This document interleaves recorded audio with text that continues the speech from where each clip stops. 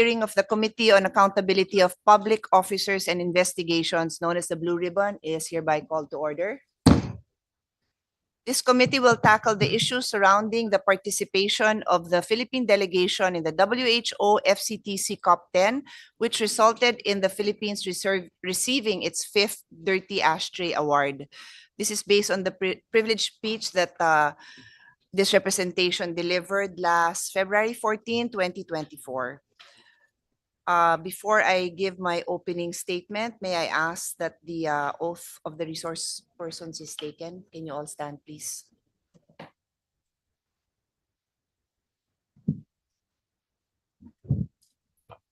May I proceed, Madam Chair? Yes, please. Can you raise your right hand? Do you swear or affirm to tell the truth, the whole truth, and nothing but the truth in this proceeding? Thank you. You may take your seats.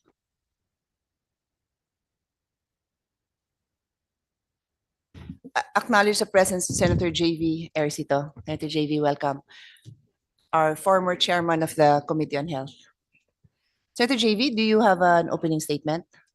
Thank you, Madam Chair. Just here, of course, listening to your privileged speech, we are also concerned about the situation, and I agree. It's really alarming. No? That's why I'm here also to make sure that the vape. Natakot po ako, ma'am, because of it's really available anywhere, no? Everywhere. So, and I can see around kids are young boys and girls, are young men and women, for that matter, are already on vapes, and that's why I'm here, of course, to make sure that as a former chair of the Committee on Health, we want to make sure that this will be regulated, no? And doon po ako nagtataka, no, bakit napunta sa DTI. So, I'm here to listen, Madam Chair. Thank you, Senator JV. I also have a copy of Senator Joel Villanueva's opening statement. He asked that we insert this in the record. But let me just state that he basically expresses concern due to tobacco-related diseases. And I'll read an excerpt, no, from Senator Joel. Kaya nga po tayo ay nalulungkot at nababahala nang marinig natin na sa ika-5 pagkakataon na gawaran ng Global Alliance for Tobacco Control ang Pilipinas ng Dirty Ashtray Award. Bakit po ito nangyari at bakit hinayaan ng ating mga health officials na mangyari ito?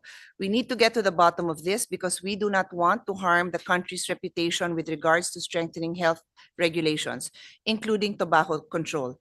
In today's hearing, we want to hear from the officials of the DOH and the other members of the Philippine delegation on what transpired and to make the responsible persons accountable for this incident. So yan, so we insert his entire speech into the record. So I will proceed with my opening statement.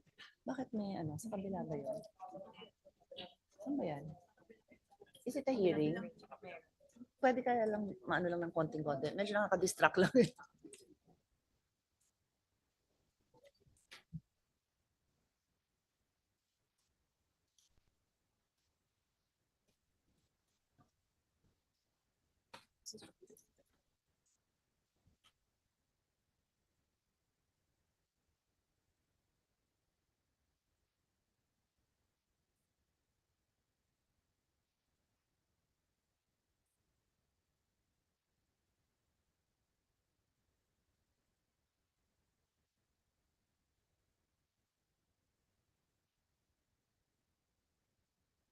I'll proceed with my opening statement.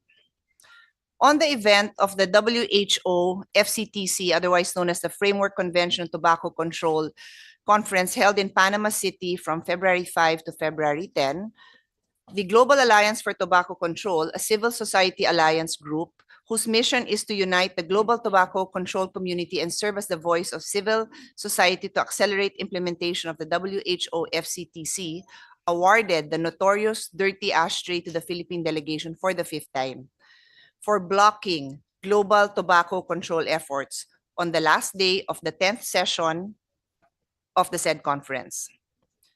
The Dirty Ashtray Award is a well-known publicly recognized award to call out those influenced by lobbying from the tobacco industry. The criteria to earn this award is when public officials succumb to or when the government accepts, supports, or endorses policies or legislations in collaboration with the tobacco industry. Bakit tayo nagkaroon ng Dirty Ashtray Award? Why would we want our Philippine delegation associated with the Dirty Ashtray Award? Why would we want to be known as succumbing to the lobby of the tobacco group? This is the question that I will ask all of you. Imbis na itaguyod at ipaglaban ang kalusugan ng mamamayang Pilipino, nag-attend ang napakaraming opisyales dito sa WHO event. So kasama din yung gusto nating alamin. Wala ho akong problema, hindi ko ho issue, nag-a-attend tayo ng conference. Nag-a-attend din po ako ng conference. Pero itong conference na to, ang Philippines ang may pinakamalaking delegation.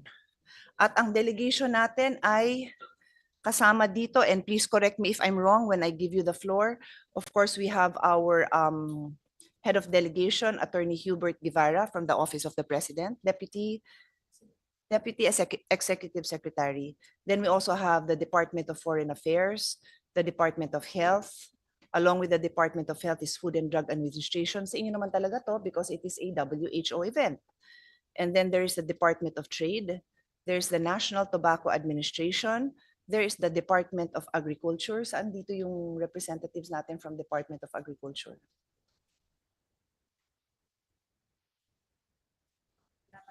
Pero iba ka pa, no? Iba ka pa. You're from NTA, right?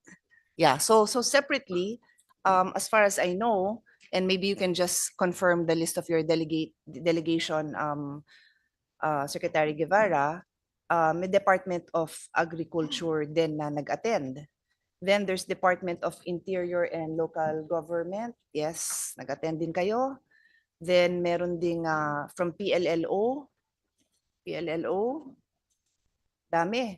Lahat kayo. So I will want to hear from all of you what your participations were in that conference and what your knowledge is about the dangers of tobacco and e-cigarettes, HTPs. I will test your knowledge because if you're attending these conferences, then I'm assuming that you are going to be participating there in a substantial way. And then, did I mention DepEd? Hindi ko yata nabanggit si DepEd, but DepEd was also present, no? Kayo mismo. Yeah, okay. And you should be there because the children are the targets of these novel tobacco product companies and of course still the tobacco companies. And then later on, I'll also acknowledge the resource persons coming from the civil society, no? But I was just mentioning the names, the agencies that were present there. So before I turn over the floor to the head of delegation to give your opening remarks or your position paper, I just want to make sure that the public that is watching this Blue Ribbon hearing knows enough to understand why I call this hearing for the Blue Ribbon. So during the pandemic, there were a lot of reported cases, and we have, yeah, can you show it? There were a lot of, they're known as EVALI cases. Ito yung e-cigarettes or vaping use associated lung injury. So all of this was in the news. No, I would say 5 years ago, I didn't even know what an e-cig is. I didn't even hear of it. What we see are people smoking.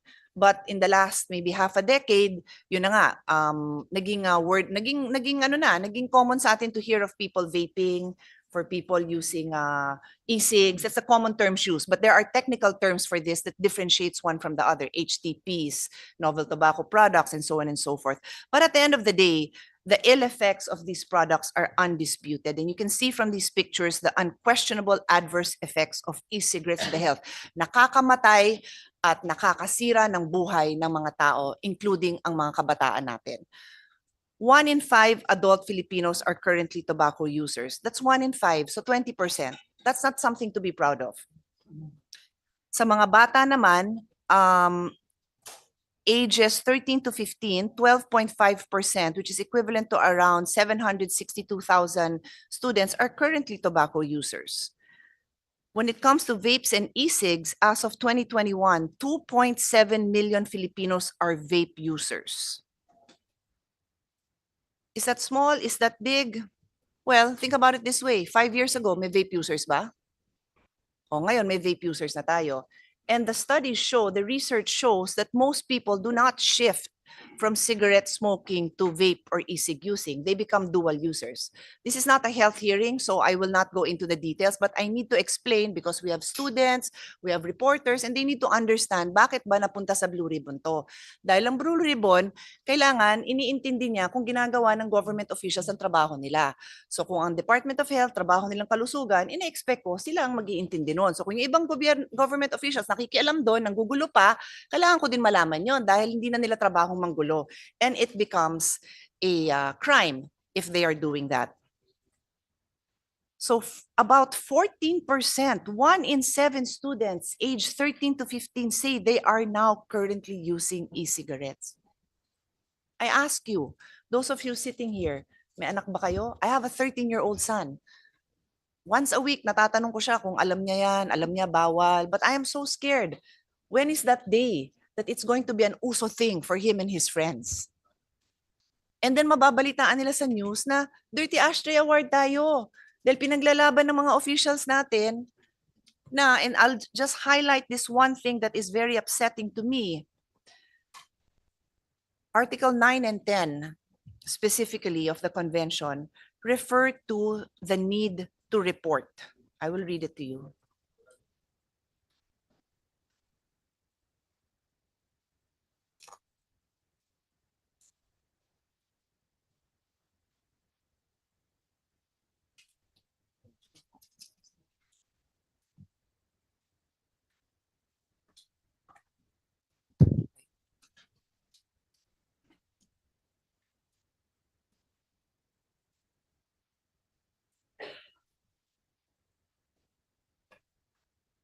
No, that's not Article 9 and 10.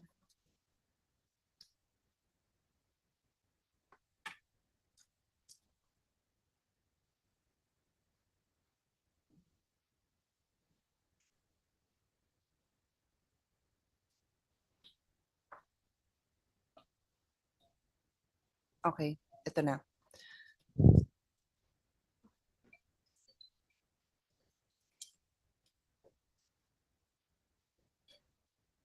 Here in the WHO Framework Convention Tobacco Control, there's Article 9 and Article 10. Article 9 deals with regulation of the content of tobacco products.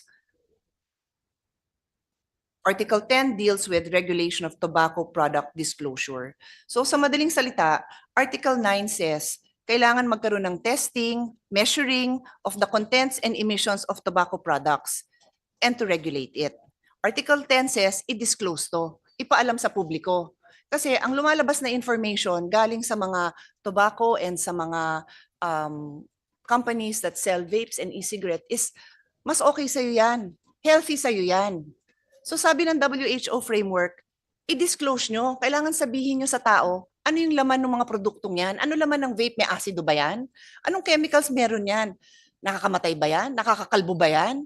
Nadudurog ba yung laman loob mo dyan? Hindi ko alam. Hindi ko nga alam eh. So we should know. Yun lang naman ang sabi ng Article 9. I-disclose nyo. O di ba pag bumili kayo ng pagkain, canned goods, nakasulat doon kung ano yung laman ng canned goods na yun, sodium. Kung may beans man nun, beans. Kung bawal ka sa karne, alam mo, ay may karne dito, hindi ako kakain nito. So dapat, yung nilalanghap mo sa vapes and e-cigs, alam mo din yung laman. Yun ang sabi ng Article 9. I-disclose. To test and measure the content para pag sinabi nila, syempre ano i-disclose nila kung ayaw nila magpa-test? Di kailangan i-test yun, di ba? Para alam kung ano yung laman nun. Lumagpas ba yun sa percent na safe sa human? Is there such a thing as safe for certain chemicals? Baka wala namang safe. That's why we have to test. And then i-disclose. So sa pagkakaalam ko, and we will now open the floor for the resource persons to speak, ito yung hinarang. Ito yung natagalan at hindi tuloy nabigyan ng resolution. So hindi tayo naka-move forward to create an expert group that would be able to finalize the implementation of these provisions.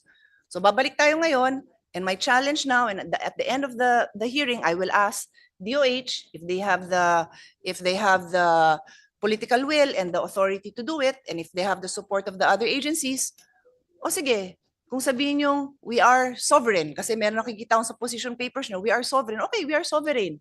Kaya natin? You have the political will to test these products, to ensure that the emissions and the contents of these products will be made known to the public so that ang bawat nanay, ang bawat tatay, ang bawat teenager, ang bawat lola at lola, alam nila kung anong nilalanghap nila.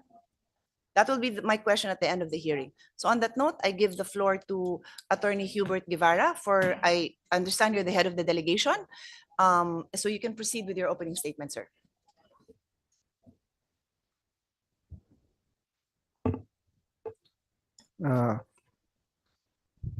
Madam Chair, Senator Pia Cayetano, magandang umaga po sa iyo. Senator JV, Ersito, magandang umaga po, sir. Sa mga kasama ko po sa Philippine Delegation, magandang umaga to the rest of our government employees and ladies and gentlemen. I am Hubert Guevara, Senior Deputy Executive Secretary of the Office of the President, Office of the Executive Secretary. I'm the head of the delegation to COP10 on the Conference of the Parties of the WHO Framework, Convention on Tobacco Control. Madam Chair, the delegation went about drafting the national statements expressing the country's position with respect to each agenda item of the 10th Conference of the Parties of the WHO Framework on Convention on Tobacco Control, or the COP10, based on two legislations, Republic Act 9211 and Republic Act 11900, where it says that the government must institute a balanced policy approach in regulating tobacco products, including even novel and emerging products, under Republic Act 11900. These national statements underwent a rigorous drafting process with all agencies, including the Department of Health, comprising the Philippines delegation being well represented and having a voice in drafting each and every word. At one given time, the representatives met for about 7.5 hours straight to complete the draft statements, as can be attested to by the members of the delegation to COP10. These prepared statements can be made available by the Department of Foreign Affairs for the information of this honorable committee. With all due respect, Madam Chair, we were proud of how we conducted ourselves all throughout COP10. We can describe our participation in COP10 as collaborative, flexible, and consensus building, always advocating for a way forward on deadlock issues. We were therefore surprised that on the last day of COP10, we were awarded the Dirty Ashtray.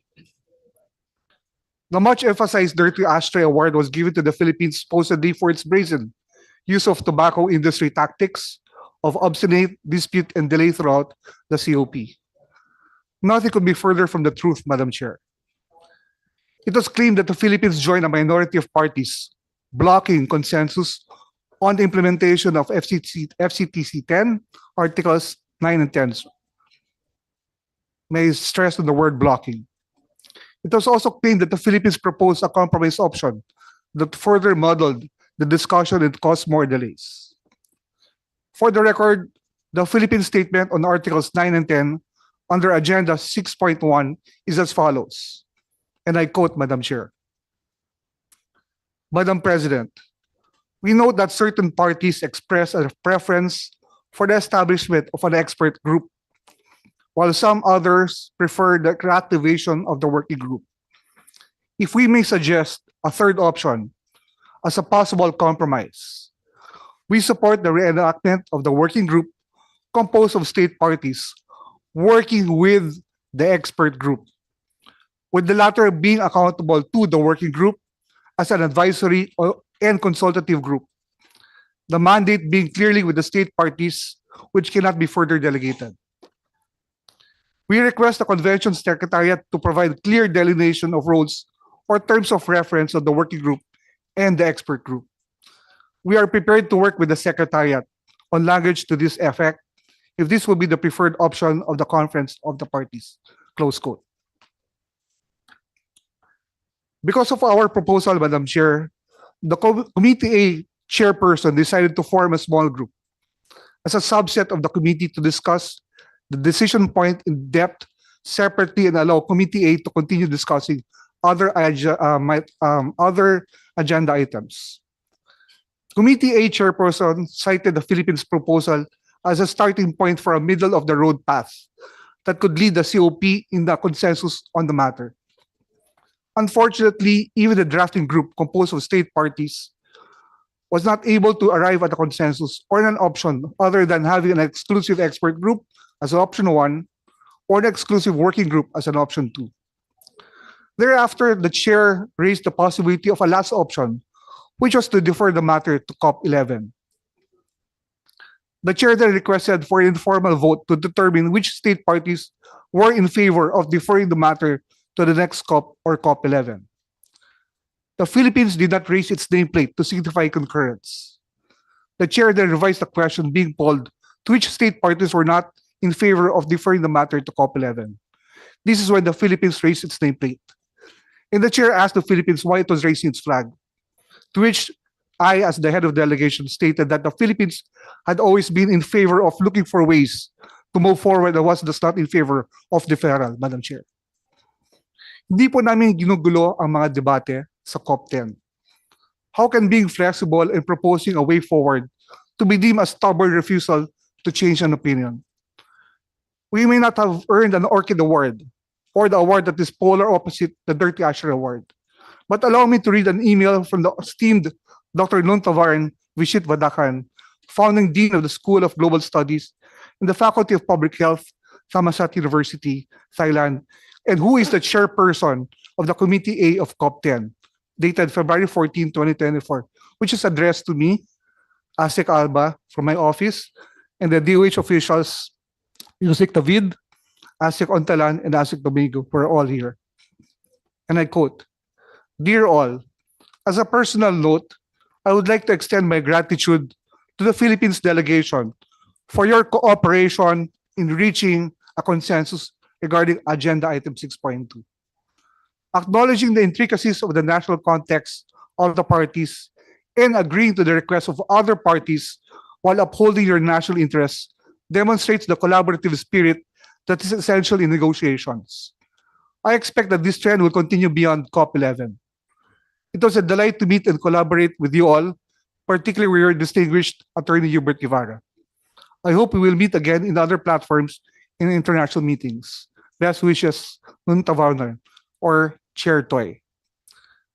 Madam Chair, I must admit that it was very difficult to articulate a position based on a balanced policy approach. I was very particular with the words I used. Namatay po ang tatay ko dahil sa lung cancer. I saw firsthand the effects of smoking, the pain and suffering it causes. Kaya mahirap po para sa akin ang pagbabalanse ng aking ginawa para protektahan ang karapatan ng lahat ng tao sa pagkabuhay. But if by protecting our state policy, the 30,000 or more families whose lives are dependent on tobacco farming, and the rest of our countrymen who are able to avail of the benefits of our healthcare system, funded by the excise taxes imposed on the sale of tobacco, we are given the Dirty Ashtray Award, then I'm willing to own it up as head of the delegation, Madam Chair. I deeply apologize if this has brought embarrassment to you, Madam Chair, and to our countrymen who may feel the same way.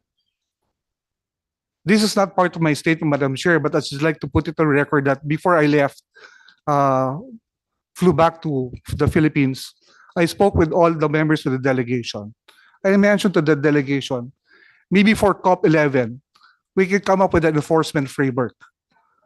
An enforcement framework in which we can eradicate or mitigate illicit trade of tobacco, and also to stop the sale of e-cigarettes to the minors. And this was well taken, appreciated by the Department of Health, Department of Education, and even the other members of the delegation. And this can be supported by the members who are present here as well. Thank you to the Senate Committee on Accountability of Public Officers and Investigations and the Senate Committee on Health and Demography for this opportunity to provide clarity on this matter, Madam Chair. I'm open and willing to hear any questions from you, Madam Chair. Thank you very much. I have a number of questions, no, but I'll hold it for later because I'd like to hear the others. But I was talking to my staff, so I just wanted to be sure I heard you right. So you said towards the end, which is not part of your speech, that you spoke to all the members and your parting message is let's stop illicit trade of tobacco. To prepare for COP11, Madam Chair, let's look at the possibility of having an enforcement framework to be able to stop the illicit trade of tobacco and the sale of e-cigarettes to minors, Madam Chair.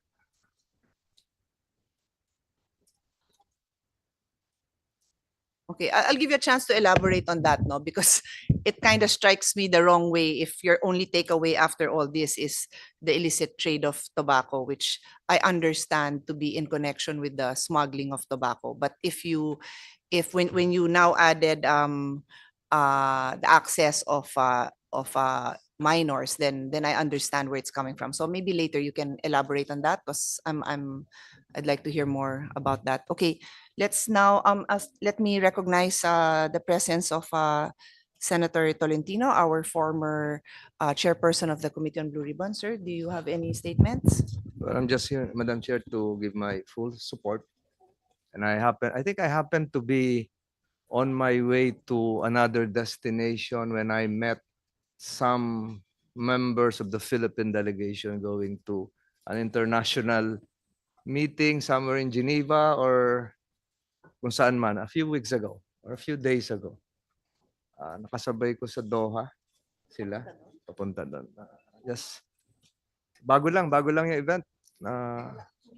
2 weeks ago. I think that was the exact date. But I'm here just to show my presence to support the new Blue Ribbon Committee chairperson. Thank you, ma'am.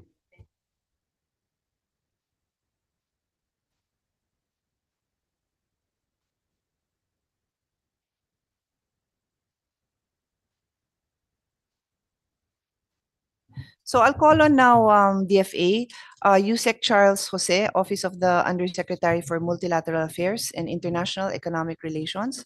Are you the one speaking on behalf of DFA? Yes, Madam Chair. Okay. Yes. And sorry, can I understand, either of you can answer, ano ba, do you have co-heads or are you the sole head? Because I saw in one document, there's co-heads or what? How does it work?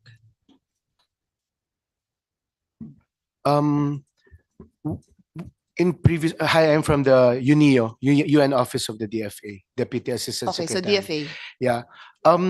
The UN bodies, they have various standards of how you designate people in delegations. When we looked at COP9, no, during the time of Secretary Locsin, there were various co-heads. The DFA usually follows president. So if there's a secretary level attending, then he will be head of delegation. I think during COP9, 2 years prior, may co-heads. wala ngayon? Ngayon po, when we tried doing that, because originally the LOC had at least 3 minister What levels. is LOC? Sorry, the letters of credence. Mm. It's the letter signed by the Secretary of Foreign Affairs telling the head of the secretariat that these are the delegates from the Philippines officially attending the COP or UNGA, various UN meetings. So for this COP, originally, there were at least 4 secretary levels, Health, DTI, SDS, and What's PLLO. SDS? Senior Deputy Okay. Executive Secretary. Okay. So we tried the co-head route. And then Geneva, the Secretariat of the Tobacco Control, came back to us and said, oh, we really highly encourage, which is diplomatese for, please do this instead, that you name one. Okay. So coming from the Office of the President, we designated Senior Deputy Executive Okay. Secretary Guevara as Okay. head. Okay. Thank you. It doesn't preclude other bodies to have various co-heads. It just, in this instance, Geneva came back to us and said, no co-heads, just one head. Okay. Yes, Madam Chair, thank you. Senator Tolentino. Madam Chair, if you will allow me, I would like to read the position paper of the Department of Foreign Affairs. The Department of Foreign Affairs, through the Office of United Nations and International Organizations and the Office of the Undersecretary for Multilateral and International Economic Relations, with the support of the Philippine Mission to the United Nations in Geneva, Switzerland, participated in the interagency preparations for Philippine participation in the WHO FCTC COP10, as well as we formed part of the Philippine delegation to the COP in Panama City on February 5 to 10, 2024.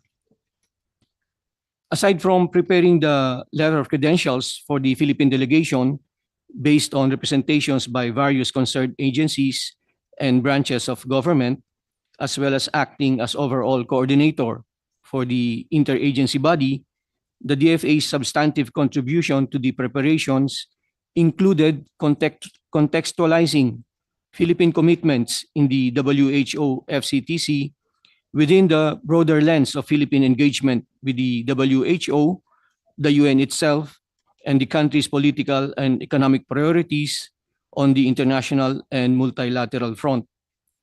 As the WHO FCTC is a highly technical health and regulations related convention, the DFA differs to the positions of the DOH, the DTI, as well as the DILG and DepEd on matters related to health, evidence-based research and policymaking, as well as regulatory action on a national, local, and school-based context.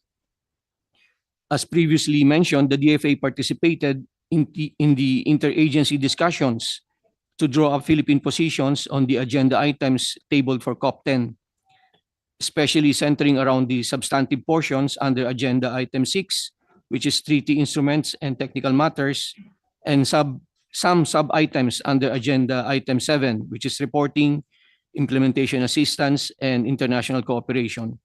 The DFA organized preliminary drafting sessions attended by members of the interagency body in late 2023, which culminated in 3 interagency meetings chaired by the head of the Philippine delegation from the Office of the President on January 4, 10, and 23, 2024.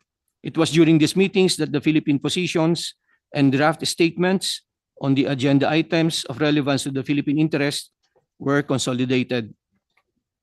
The DFA opines that the Philippine delegation to COP10 exhausted the consultations processes to present an objective and accurate accounting of the country's achievements on and ability to continue implementing its commitments under the WHO FCTC.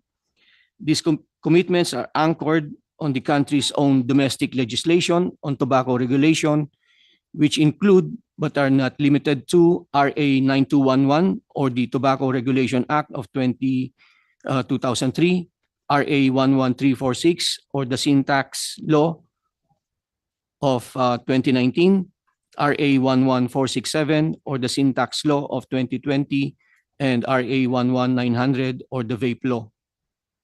The discussions among the technical officers comprising the interagency body made it clear that the Philippines' approach to tobacco regulation is one of balancing between aiming for the best possible health outcomes for all while still allowing tobacco farmers to positively contribute to the economy. Understandably, some civil society groups, such as the Global Alliance for Tobacco Control, may not agree with this Philippine position. The GATC, which hands out the so-called Dirty Ashtray Award, though a strong advocate for health, may appear to lack a better understanding of the more complex and nuanced realities underlying Philippine legislation. The DFA believes that the Philippines has a strong reputation for being a champion of health within the WHO and throughout the world. The Dirty Ashtray Award, while may be seen as a setback to the country's own dedicated advocacy to Sustainable Development Goal 3 on good health and well-being, should only spur the country to do even more to honor our international commitments by strengthening local legislation and regulations, noting that foreign policy is merely an extension and projection of every sovereign state's domestic policy. Thank you, Your Honor. Yusek Jose, we had asked for your position papers to be submitted earlier. We didn't get anything from your office. We have always had very full cooperation from DFA because we have other issues which the Blue Ribbon Secretariat is handling, and DFA has been very cooperative. Pero with this issue, ngayon ko lang naririnig yung statement nyo. So nakakandara pa ako copying your statement so that I can make logical and cohesive. I can frame my thoughts to ask you questions. So Yes, Madam Chair. We formulated this position paper last night, and we gave this to our Department Legislative Liaison Unit, and which we trust has conveyed the same position paper to your office. well, if it's last night, then yeah. probably Maybe ngayong umaga pa lang and I don't have anything. At least it would have been nice if at the very least, like Secretary Guevara, at least I could follow and make notes, no? So ngayon I will have you repeat some of your statements because I am not capable of, hindi ako natuto mag-stenography nung ako'y nag-aaral. So I apologize, may Madam I Chair, just if request, no, for next time for all the resource persons to cooperate with us, okay? May I just ask you to repeat that line where you said, toward the latter part of your statement, where you said something like,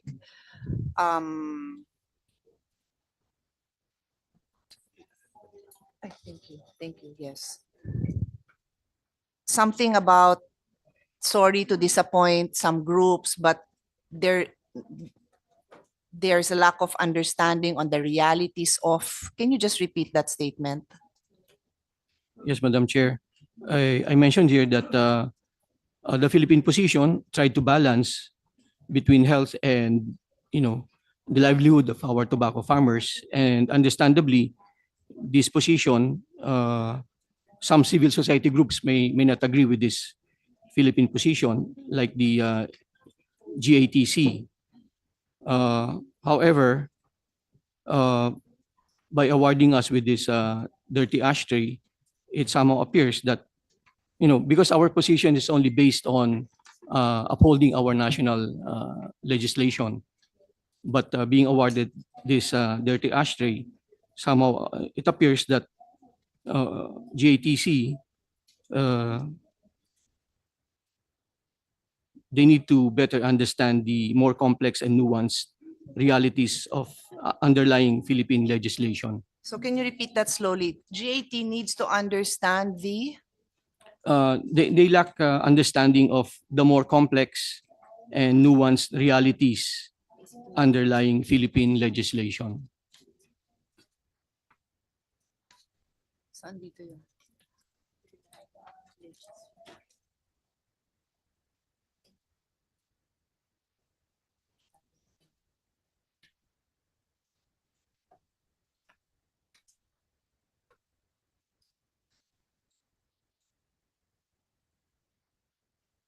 This advocacy, while meritorious, understandably falls short in understanding the more complex and nuanced realities underlying Philippine legislation.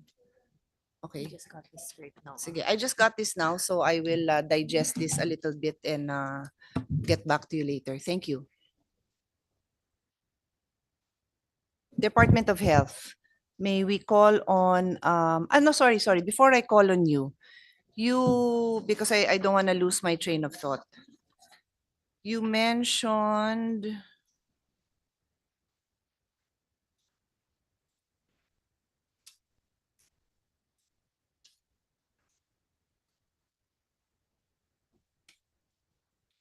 I do not see it in your written speech, so I don't know if you made you made some changes on the spot, but in my notes, you said something about a balanced position with health and the livelihood of the farmers.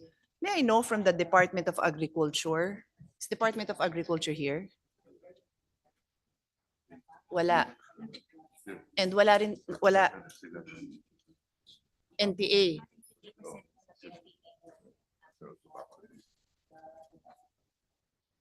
O sige, with your I defer to you, Attorney Guevara, if you'd like to answer this, or NTA, no? Does anybody debate the data that the poorest sector in our society are the farmers and the fisher folks? They are the poorest, no? And as far as I know, their plight has not been in any way, their life has not improved. Are the tobacco farmers better off because of all these so-called interventions and support that I am hearing from you with this balanced approach? Can any of you present data to me that shows that this balanced approach that you keep on, dalawa pa lang ang speaker and I keep hearing balanced approach, okay. Anong naipala ng ating magigiting na farmers, tobacco farmers specifically, dito sa balanced approach? Who would like to answer that question?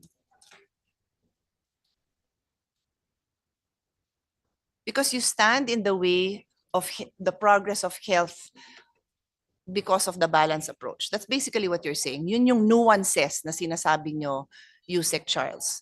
The nuances is that we cannot fully support health programs because we have to balance the livelihood of farmers. So, ikinabuti ba nila? Yes, sir. Madam Chair, I don't have the data on how tobacco farming has benefited the farmers. Maybe our colleagues from the NTA can provide the data for that one. But when we say a balanced policy approach, we just refer to the laws, the legislation that was enacted by Congress under 9211, which basically says the government shall institute a balanced policy. And likewise, in the vape law, or the Republic Act 11900, where it also further declared that the policy of the state to enact a balanced policy. So these are basically phrases. To be clear, the Yes, vape law does not elaborate on what they mean by a balanced policy. I'm very familiar with that law because I was the only person who actively fought against that law, and Senator Joel also was very vocal in arguing against some provisions. There was no discussion on what that balanced policy means. So for the record, you can check. There's no discussion on what balanced policy means. So I cannot glean anything from that when you say that it is referred to in that law. Just for your information. Yes, Madam because Chair. I Thank was you very much involved. for the clarification. Yes, I will take note of that, Madam Chair. So NTA, would you like to tell me if just to keep it short, no? I know you are all busy. I do not intend to keep you here all day. Are the Filipino tobacco farmers better off than other farmers? Dahil sa binibigay na suporta na paulit-ulit kong naririnig, mas maganda ba ang kalagayan ng ating Filipino tobacco farmers? And please do not tell me how much ang nabigay. Tell me, does the data show na hindi na sila impoverished, hindi na sila naghihirap, hindi na sila below minimum wage? Madam Chair, please allow me to read my statement. Hindi, mamaya ka pa. Okay. I'm just asking if you don't want to answer that, then I don't need you to answer that. I thought you're raising your hand to answer that question. Kasi si DOH ang next eh.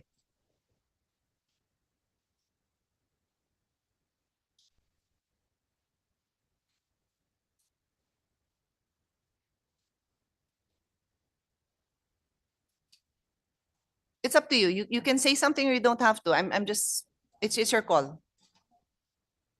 Would you like me to call on you later? Okay. So ang next natin is DOH. Thank you, Madam Chair. So we take this opportunity to express the following points. The first point is that the WHO FCTC is an international health treaty against the tobacco epidemic. Our Constitution provides for an adherence to general principles of international law as part of the law of the land. One of these principles is the basic rule of pacta sunt servanda, or the performance in good faith of a state's treaty obligations. The second point is that it is undisputed that tobacco kills. As the National Technical Authority on Health, the DOH serves as the key executive government agency for promoting tobacco control in the country. The DOH hopes to lead country delegations to the COP of WHO, FCTC, and be granted the privilege of formulating a healthy national position on COP agenda items. The third point is that it is essential for the Philippines to be regarded as adherent to international law, which includes the WHO FCTC. This is important for the Philippines to maintain a reputation as a credible member of the international community.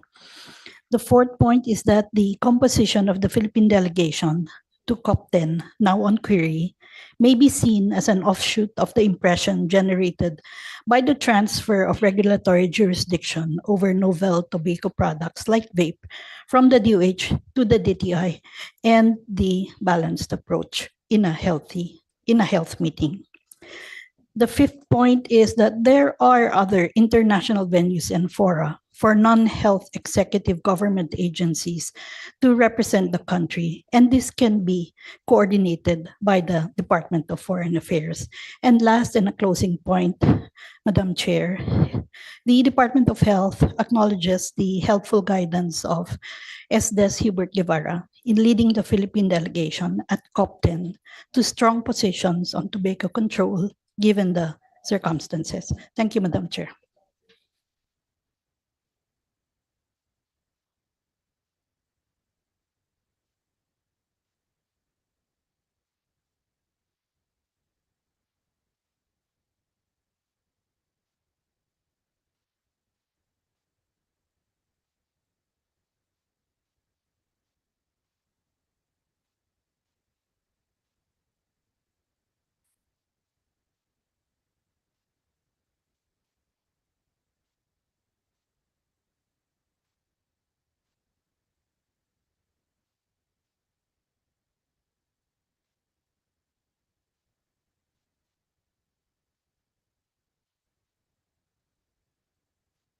Thank you very much for that. Just to complete the DOH family, let's go to Food and Drug Administration, Dr. Samuel Zacate, the Director General. I would like to my position paper, Madam Chair. The Food and Drug Administration remain committed to our mandate to safeguard the health and welfare, health of the Filipino people, and reiterates our alignment with the position of Department of Health and other health advocates. The FDA is actively developing its regulatory framework and its competency in cooperation and collaboration with the World Health Organization and other international regulatory agencies to regulate these products through development of policies and benchmarking of best practices. The FDA would like also to express its openness to work with the Office of the Senator Pia for moving forward. We continuously engage ourselves in a consultative meeting with the DTI and commit our openness to assist all agencies should it be needed, Madam Chair. Thank you very much.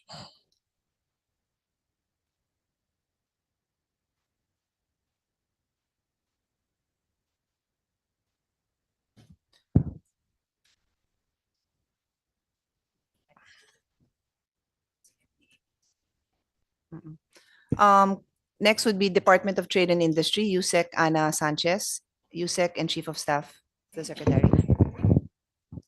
Good morning, Madam Chair. Good morning, colleagues.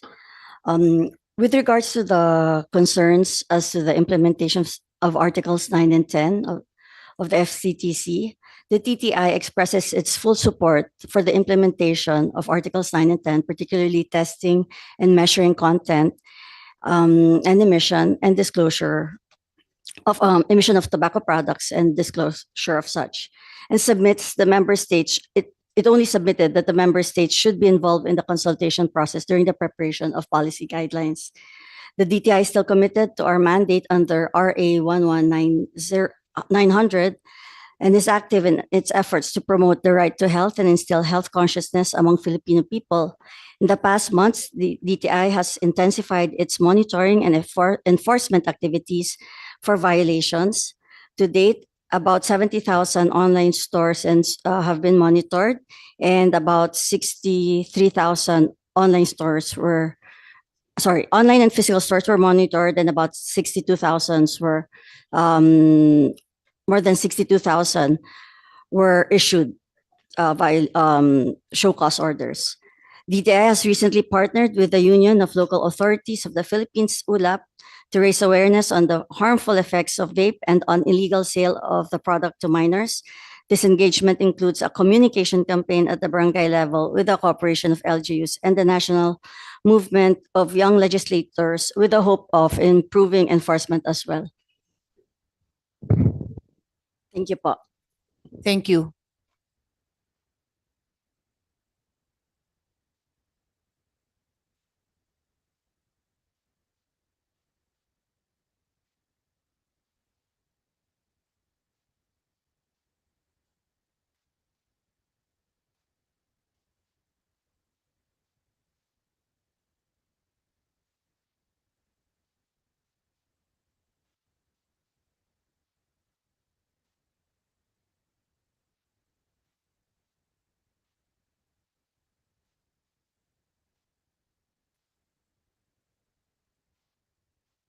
I'll revert to you, DTI. I'm just checking on something.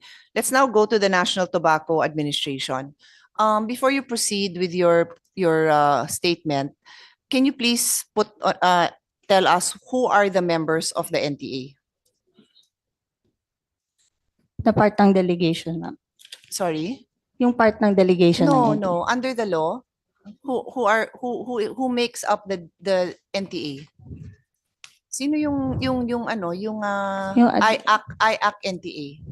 Yung IAC po, ma'am, sa ano lang, na member lang po yung NTA sa IAC. So wala tayong hindi kasama dito yung you're not the head of the IAC NTA, you're just the No, NTA ma'am. administrator. Yes, ma'am. Okay. I'll ask later on na lang. Go ahead.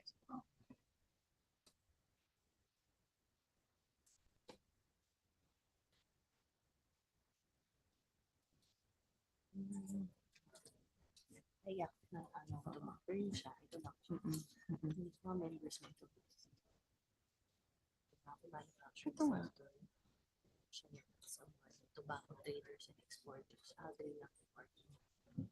Ay, go ahead. Go ahead. Okay. Thank you, ma'am.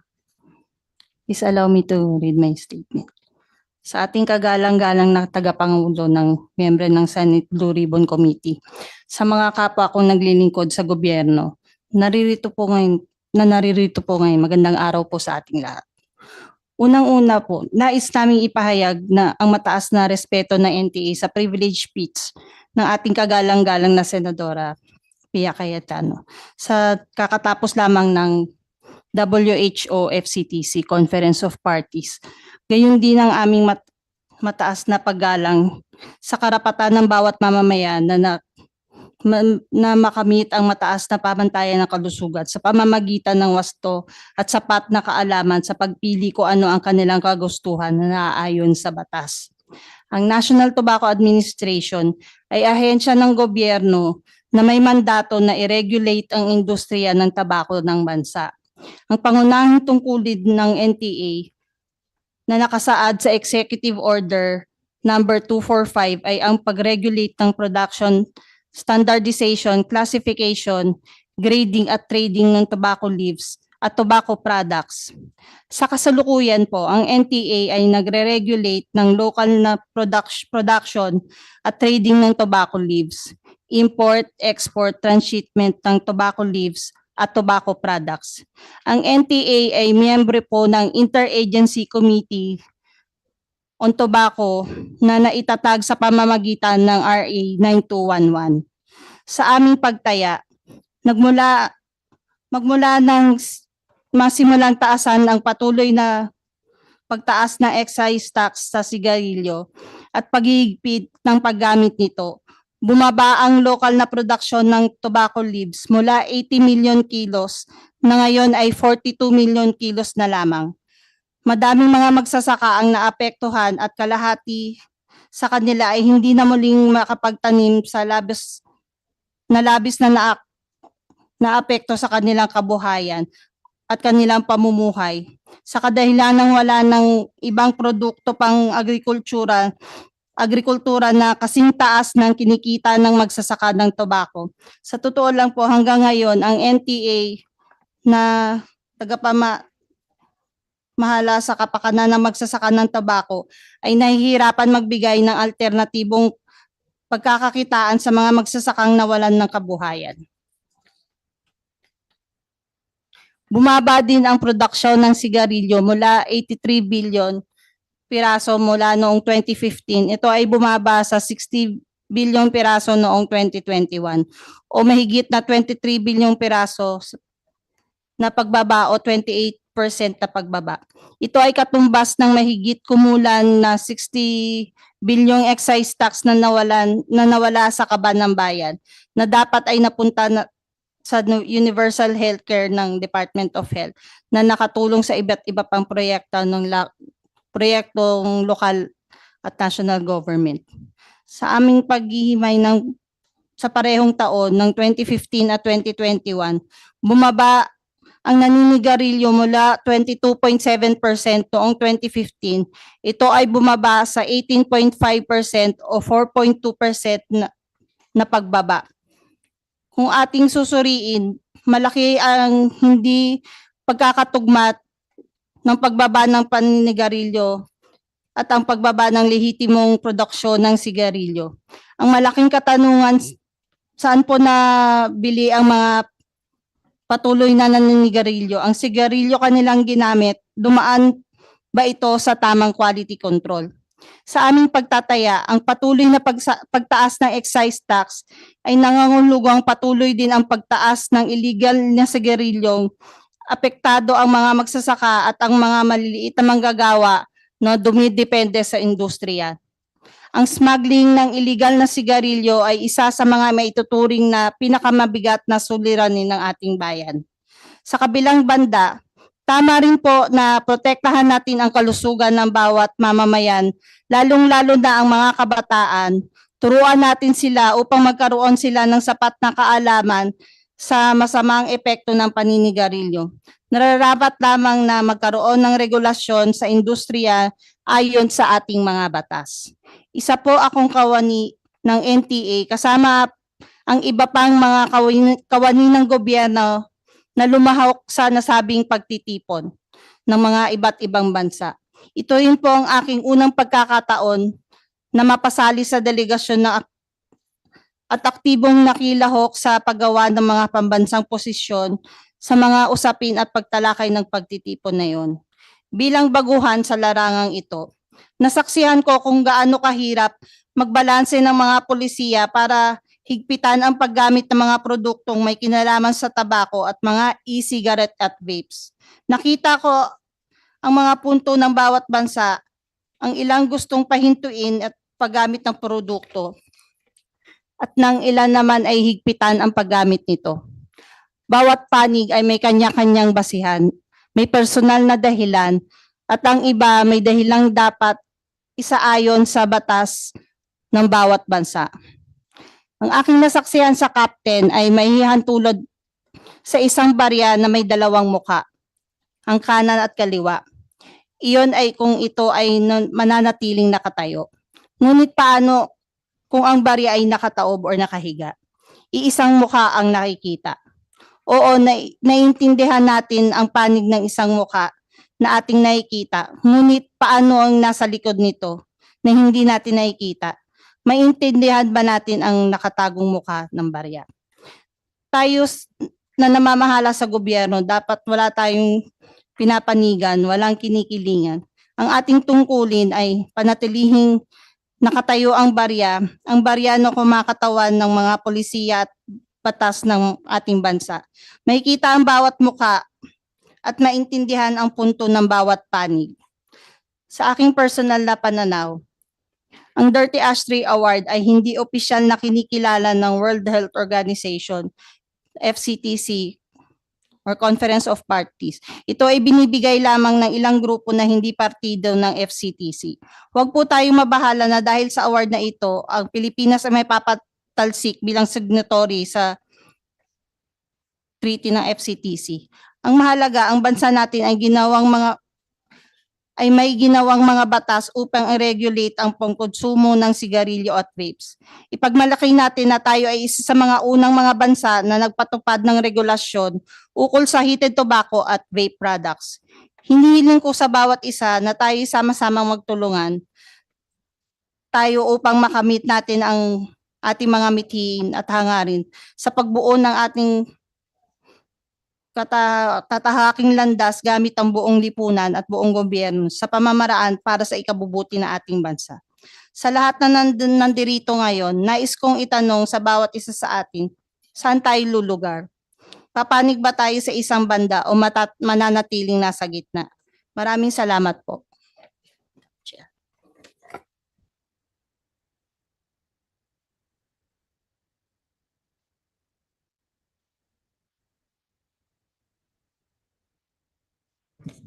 Sino tinatanong nyo? Sino tinatanong nyo? Yung mga nandito po, Madam Sino Chair. nga? Ako? Hindi po. Ha? Sino nga? Yung mga attendees po natin. Yung kasamahan mo? Apo, mga kasama po natin sa delegation. So, ang tanong mo is, ano exactly? Kasi baka magustuhan ko yung tanong ko, ako magtatanong para sa'yo. Kung saan po ba, mananatili po ba tayo sa gitna? Ano O yung gitna? na balance policy lang po tayo. Wala tayong Or- pinapanigang. Or? Hindi ba sabi mo, pakiulit na lang. Kinuhan ko.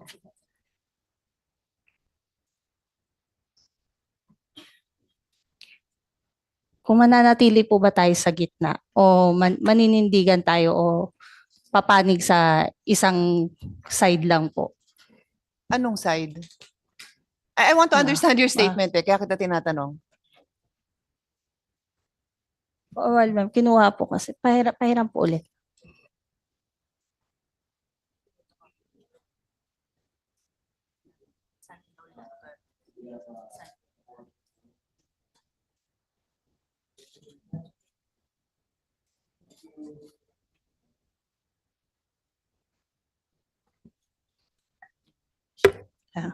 Ito sa dulo. Nihiling ko po sa bawat isa na tayo magsama-sama, magtulungan tayo upang makamit natin ang ating mga mithiin at hangarin sa pagbuo ng ating tatahaking landas gamit ang buong lipunan at buong gobyerno sa pamamaraan para sa ikabubuti ng buong bansa. Sa lahat na nandirito ngayon, nais ko pong itanong sa bawat isa sa atin, saan tayo lulugar? Papanig ba sa iisang banda o mananatiling nasa gitna? Ano nga ibig nyo sabihin? Anong banda?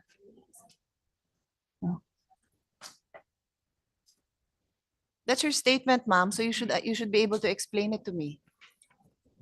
Na dun lang po tayo sa balance policy po.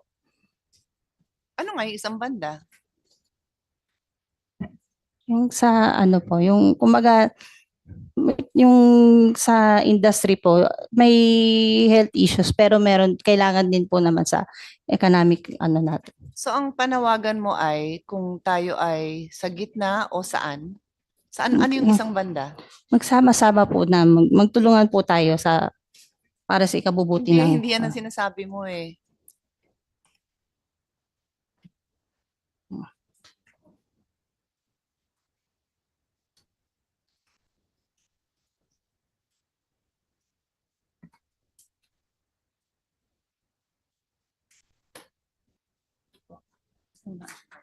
Ano yung isang banda na tinutukoy mo?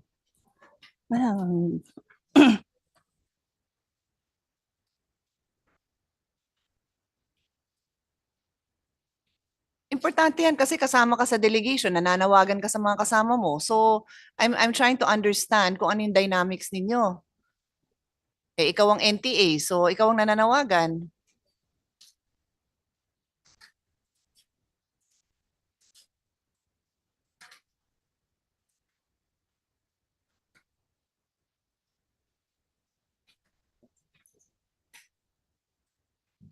So kung hindi ka clear sa panawagan, do you want to say something?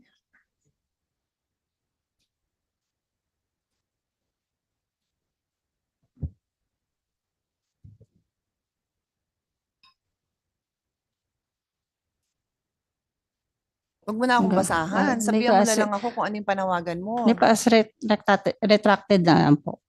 Ulitin ko na lang po yung final statement ko. So binabawi mo na yon. Opo. Hindi na yun ang panawagan mo. Hindi na po. Ano na yung panawagan mo? Bilang panghuling mensahe, hinihiling ko sa bawat isa na tayo sama-samang magtulungan. Magtulungan tayo upang makamit natin ang ating mga mithiin at hangarin sa pagbuo ng ating tatahaking landas gamit ang buong lipunan at buong gobyerno sa pamamaraan para sa ikabubuti ng buong bansa. So wala ka ng panawagan sa Wala mga na kasama po. mo? Okay, sige.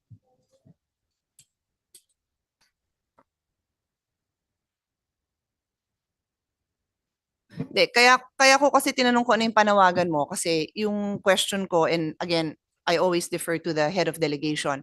Can you tell me all of the agencies that were present are represented here today, is that correct? Except for agriculture? Tama ba? Or meron na? Department of Agriculture was Ah, represented by USEC DV Civiliano in the copy 10, but I'm not sure if another DA rep is. here, yeah, I have a copy now of his letter. I'm just seeing it now. Extend my sincere regrets. I would like to assure that representatives from NTA will attend, okay, on my behalf. Okay, sige. So let's go to this, no? The representatives of the delegation. How many were you? According to DFA, we're about 34, Madam Chair. 34. Yes. Do you recognize that you were the biggest delegation there? Bigger than China and Russia? I was surprised. You were also surprised. Yes. Who chose the members of the delegation, Secretary Guevara? Madam Chair, when the delegation was, the members of the delegation were already listed even before probably I came on board. Yes. I was ushered in as head of the delegation as early as like September. Late September, Madam Chair. So there's already there was already meetings being conducted, undertaken Okay. by the rest of the agencies so representing the would you delegation. be able to tell me who before you came on board then who was organizing this, who was putting the group together? Because it's 34. I mean, wow. Dami tayong pera para magpadala that delegation. I was very patient listening to the speeches, but I'm taking a break now to just ask pointed questions because I want to know what each one did in participating there. From ang pagkaintindi ko kay Administrator Sanchez, first time niya, marami siyang natutunan. Yun ba yung reason kaya ito pupunta doon sa health conference? Kasi as far as I know, kaya I was referring to IAC NTA is because member dyan ng Department of Health, no? So Department of Health is supposed to represent you now when it comes to health concerns. So can you elaborate? Madam Chair, no? Well, when I heard that there's a huge number of participants to attend, the first thought that came to my mind was the fact that of the importance of COP10. And that's the reason why we had to have all agencies of government involved in health, public health, including the Maybe Tobacco Association, to be participant in COP10. That's the first thought that came to my mind. I never really thought of the expense because, again, this is my first time as well to head a Philippine delegation. My first trip abroad, as after being appointed as the Senior Deputy Executive Secretary. So I thought it was a regular thing that considering that we have a whole of nation, whole of government approach, and this is how it is would come out as a delegation to the COP10. But having seen this, after seeing the members, maybe I could say that medyo exaggerated. Medyo OA. You could have limited the number of delegation to a simple those who maybe matter most.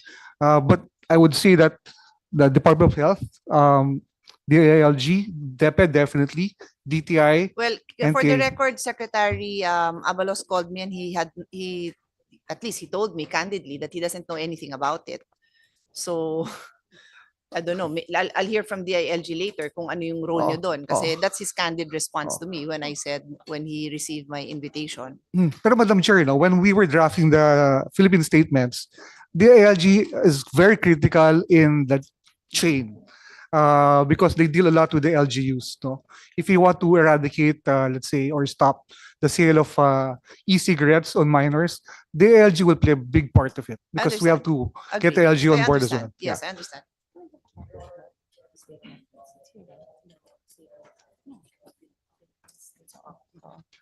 I want to go now to well, anyway, sorry, before I go to my next point. So if you were to trim this body, who would you take out? I take out NTA. I'll get the details from the NTA definitely. I mean, as part of my preparation for the COP10 no? Or No, because COP11. that nothing prevents you from meeting all of them here in the Philippines, right? And that's what we Wala namang did. problema That's na what we did. mag-usap kayo lahat dito, mag-10 meeting Opo. kayo, paulit-ulit kayo. Pero yung sumama pa lahat doon, at yun nga, and later on we'll hear from the advocates no on I'm sorry, Administrator Sanchez, you do not recognize the importance of the Dirty Ashtray Award, no? I'm sorry na para sa'yo, naninindigan ka na walang significance yun. Pero para sa akin, and I've represented our country many times over the last 20 years, it matters to me what other people think of our country. It matters to me that they respect our policies. It matters to me na pinapahalagahan nila yung pinaninindigan natin. So I'm sorry that you do not see the importance of that. Maybe because it's your first time. I don't know. If I may. Anyway, you know what? Yes. I will not ask you to continue answering my question, okay? More important for me is what do you think is a reasonable size delegation for future purposes? Okay, Madam Chair. For starters, Madam Chair, when we crafted the Philippine statement, everyone was present. I mean, Okay, from all and different that's good. regional government. Okay. Yes, that's right. So for those, because But you it's a recognize it's a health conference, huh? it is a health You conference. Yes. recognize it's a health And conference. I recognize as well now, Madam Chair, that it's a debate. And you it's a- recognize that this whole of government approach is a tobacco lobby. You don't have to answer that. That is my statement. Yes, Madam Chair. Because it is a tobacco lobby. For all of you who will pretend ignorance, who will feign ignorance, it is a tobacco lobby. Because none of you, I have asked all of you, I've given you many times to answer my question. Gumanda ba buhay ng ating mga magsasaka, ang ating tobacco farmers? Dahil sa inyong balance policy. Gumanda ba? Wala naman sumagot. Nagbigay naman ako ng chance sa inyo paulit-ulit. Tapos nakinig ako sa kahaba-habang statement ng NTA. For the record, sa lahat ng iba kong hearing, di ako nagpapabasa ng statement, okay? Because I expect the statements to be given to me ahead of time. I will read it before I come here, and then you will just give me highlights of your statement. But because it is my first Blue Ribbon hearing, I was giving all of you the full, your complete chance to tell me whatever you want to tell me. And I'm repeating my questions. Ang sinabi naman ni Administrator Sanchez, pasama ang kalagayan ng mga magsasaka natin. So ano ba natulong ng balance policy? Dahil dumami kayong pumunta doon, gaganda ba kalagayan ng ating magsasaka? Dahil ba na-delay ang proseso ng pag-approve ng Article 9 and 10 dahil dito sa working group, expert group. It's very technical for the ordinary citizen to understand kasi proseso ito. And I have so much respect for the DFA kasi napaka-detalyado tong mga prosesong to. Pero ang puntos lang naman ito, it is a declaration of the contents, yung laman ng ating mga produktong binibenta natin sa kabataan. Hindi sa kabataan, pero napupunta sa kamay ng kabataan. I-declare lang ang laman nito and then gawing public. Yun lang naman ang punot-dulo nun. Pero humaba pa at hindi naman na-approve. Kaya nagkaroon, ma'am, for your information. Kaya ho nagkaroon ng Dirty Ashtray Award kasi nako-consider po itong delaying tactic. For your information lang po. Kaya ho tayo nabibigyan ng and we've received it for 5 years. So favorite po tayo. 5 years na tayo nakakatanggap ng gano'n because of the tobacco lobby. Okay? So, going back to you, I withdrew my question, no? So, we have no question on the floor. So, I'll go now to your statement.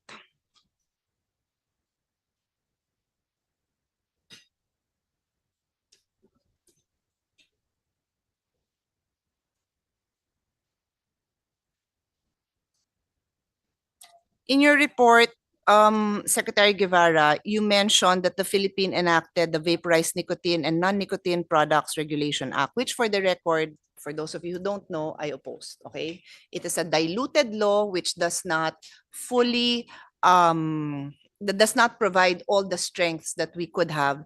And it, for the record, remove the protective measures that were in place under the sin tax law.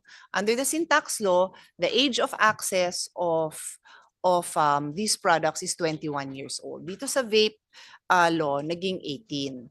Under the sin tax law, it's FDA that has the authority to regulate these products. Nilipat po to sa DTI under this law. And third, under the sin tax law, ang flavors lang ng ating vape products is original flavor and menthol. Ngayon, lahat ng klaseng flavors with a few exceptions are available. So, I would have thought that a complete report would have included that we passed a vape law that now weakened what was a previous law. That would be a complete and comprehensive report kasi that is the truth. I am embarrassed to be part of a Congress that passed that law. But that would have been the truth. And that is what we're dealing with. So if you ask me, hindi dapat pinagmamalaki yun kasi kasama yun dun sa nababa. And dapat na-highlight na sa amin, pwede namin i-advertise sa internet ang vapes. Ba't nyo tinatago yung katotohanan? Eh, that is what you're allowing. Nasa internet na alam nyo naman, kahit 14 years old, 15 years old, pwede naman tumingin sa mga internet, meron. So that is what should have been included. If we're going to report, let's give a complete report. Wag lang yung one side, oh, 'di ba? Kaya curious ako doon sa sinasabi mo eh. Ano bang side? Ano bang side gusto niyo makita? Bigay niyo yung buo. You want to tell them that we're taking care of the farmers? Tell me how we've taken care of the farmers. I want to know. I will be the first to support. But none of you can tell me. That is why we're here today. It is our job to take care of the Filipino people. Whether it's their healthcare, whether it's a private sector, that is our job. Attend kayo ng conference, ang dami nyo. O di anong na-accomplish natin? Report tayo sa Filipino people.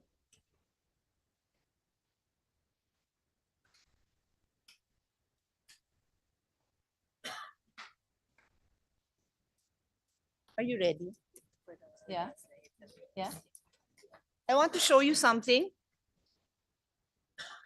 So, when DTI took the floor, sabi nyo, ano yun, I was trying to follow, pero sabi nyo, you have shown, ewan ko how many thousand show cause orders. O anong gagawin natin sa show cause orders na yan? Ayan, isang click, available lahat yan. Ang gagawin natin pagkatapos ng show cause order? Lahat yan available. And yung mga pinagbabawal sa batas na bawal yung mga characters, colors, yung mga anything that attracts a child, andyan din yun.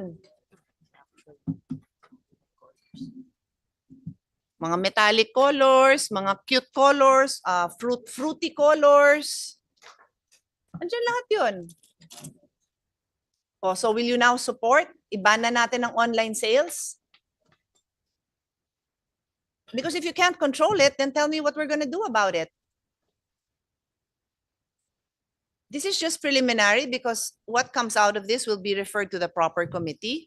So this will most likely be referred to the Committee on Health, probably with the Committee on Trade. But I'm just saying, I'm bringing this out because pagod na ako sa Committee on Health, paulit-ulit na lang to, and nobody is responsible. So now, let's make people responsible. If you can't do it, tell us, let's amend the law. Let's amend it to a way that will make your job easier. Would you like to answer? Yes. Yes, this is a very unfortunate situation, Madam Chair. We do recognize, we try our best na may mga nababa na, meron naman po talagang mga naipasarado na rin pong site at saka yung ating mga online platforms nakipagtulungan din sa pagbaba ng sites. We hope with the Internet Transaction Act, meron pa po tayong magagawa. Pero we do recognize kung meron pa pong mas magandang enforcement law later on na magawa. I think it's something that would work better for us. To make it part of your post-hearing task is to give us specific recommendations, because with these recommendations will be part of our report. Okay po. Kung hindi nyo nagagawa yung trabaho nyo, sabihin nyo. Kasi sa pagkakaintindi ko, those are banning online sales are part of recommendations of different bodies already. So we want to hear it from you also. Okay? Thank you po. Yes, Mr. Secretary. Yeah, if I may add to that, no, hindi ko lang pa lang kami nakakapag meet, no. In fact, again, before I left, we were supposed to have a post evaluation of our COP10 experience, and part of that would be the report that will be sent to Congress and including to the Office of the President, particularly recommendations as well.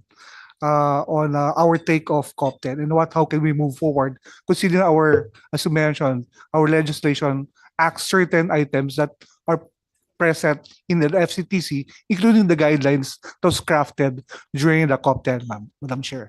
That's why hindi ho pa kami tapos sa trabaho namin. Meron pa ho kami isang meeting para pag-usapan yung report na kinakraft na po ng DFA plus yung recommendations po ng mga galing sa iba't ibang ahensya ng gobyerno. Nakasapi po dun sa aming delegation. Salamat po. Thank you. And what I'd like to get out of that, Secretary, is what are your learnings there? No? Kasi ayoko lang nung defensive tayo. I mean, I've also been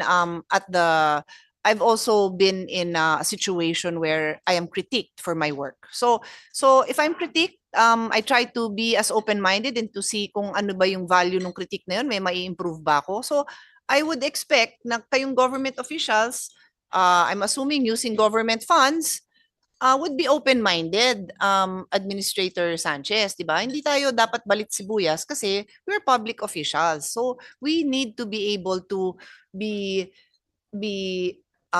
mature enough to accept na bakit tayo nakritik, ano ba yung nagawa namin na nakatawag ng pansin sa kanila. Diba? So I understand, may explanation ka kung ano yung do sa statement mo, Secretary, kung ano yung process na pinagdaanan nyo, ba't ganun yung statements nyo. But I'm also saying na because of those steps that you took, it delayed. And because FCTC, this is COP10, diba? So 10 meeting na nga. They consider it delaying tactics kasi. I'm telling you, as blunt as it is, it's considered delaying tactics. Because ika-10 taon na alam nilang ginagawa ng mga countries that are known to have the support or to be willing to work with the tobacco lobbies, na ganun yung ginagawang tactics. So yun lang naman ang sa akin. If maninindigan tayo na hindi tayo nagpapasway sa tobacco lobby, then by all means, and that's why I allowed you to make your statement, by all means, make sure that hindi kayo napupunta dun sa direction na yun, because that is how it appears. And it is a great embarrassment to me. I direct my to DFA kasi sila naman usually ang humaharap sa atin, no, on behalf of others. Like you said, it's your first time. And the Philippines is very well respected in international communities, very well respected. Kaya nasasaktan ako na magkaroon tayo ng ganitong impression. Okay? Anyway, let's go on.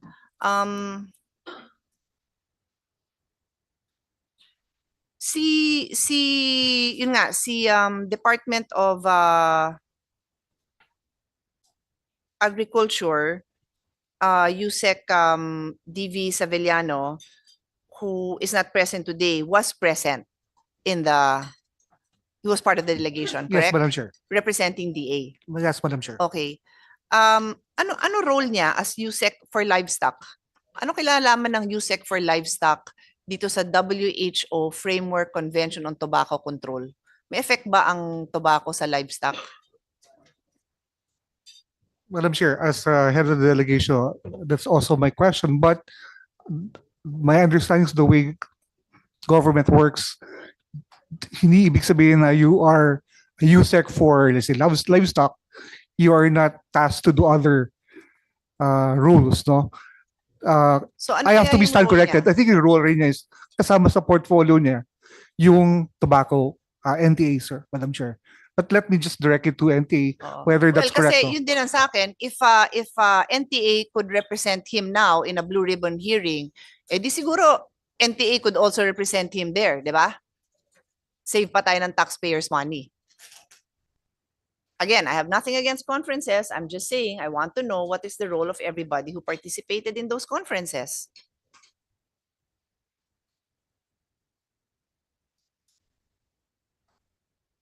I will assume good faith. But make sure sa susunod, alam niyo kung ano yung role ng bawat isa. Otherwise, just participate in the meetings here. And use the funding to better the lives of the Filipino farmers, which is what you keep on saying.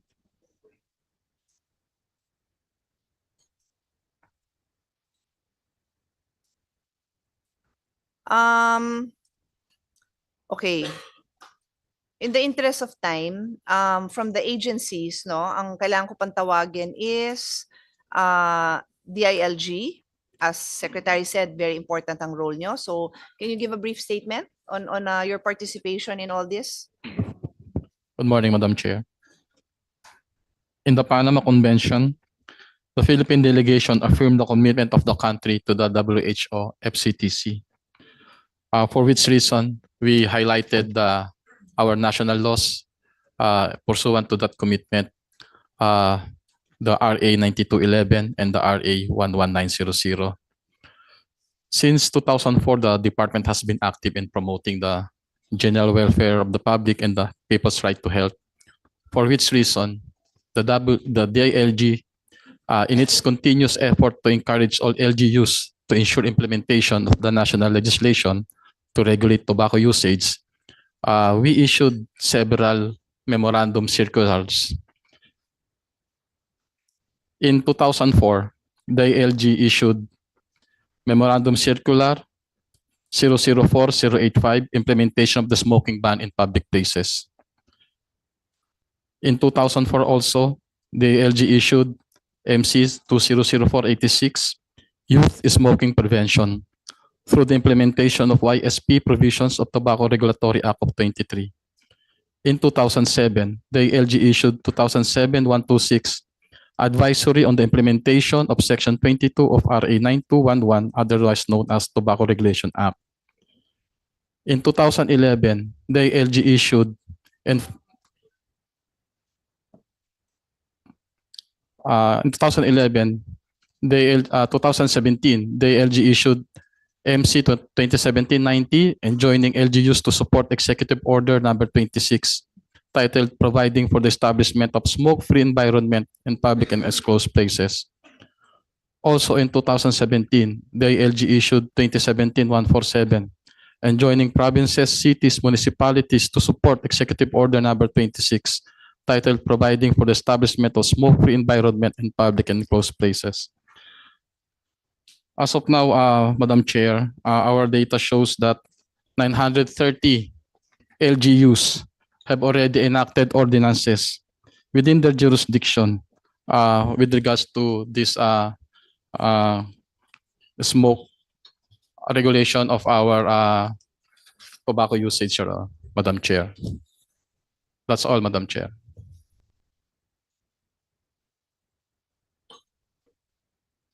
Thank you. I was listening even though I had to confer with our Director General, no, your list of issuances to support the laws that we had enacted. But again, my point is, as I'm listening to you, maraming salamat dun sa support na binigay nyo dahil mahalaga nyo talaga dito sa ating campaign against smoking and the use of vapes, especially among the youth. Kailangan ba pa after all the work that you've done, sumama pa kayong lahat doon, and you have 3 in your delegation who went? Your Honor, Madam Chair, we are only 2. Me and my technical staff. Okay. Because in the previous COP, the LG was already in attendance. That's why we also attended. Sinunod nyo rin, yes. I do not attribute malice, okay? I'm just trying to raise this this reality that we were the biggest delegation. I will repeat, bigger than China and Russia.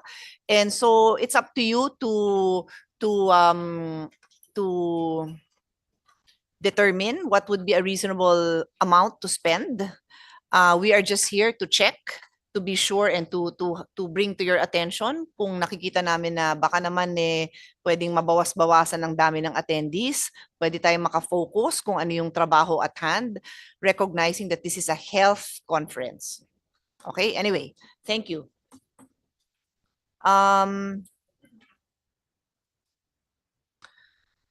PLLO, ASEC Rose, Inigo.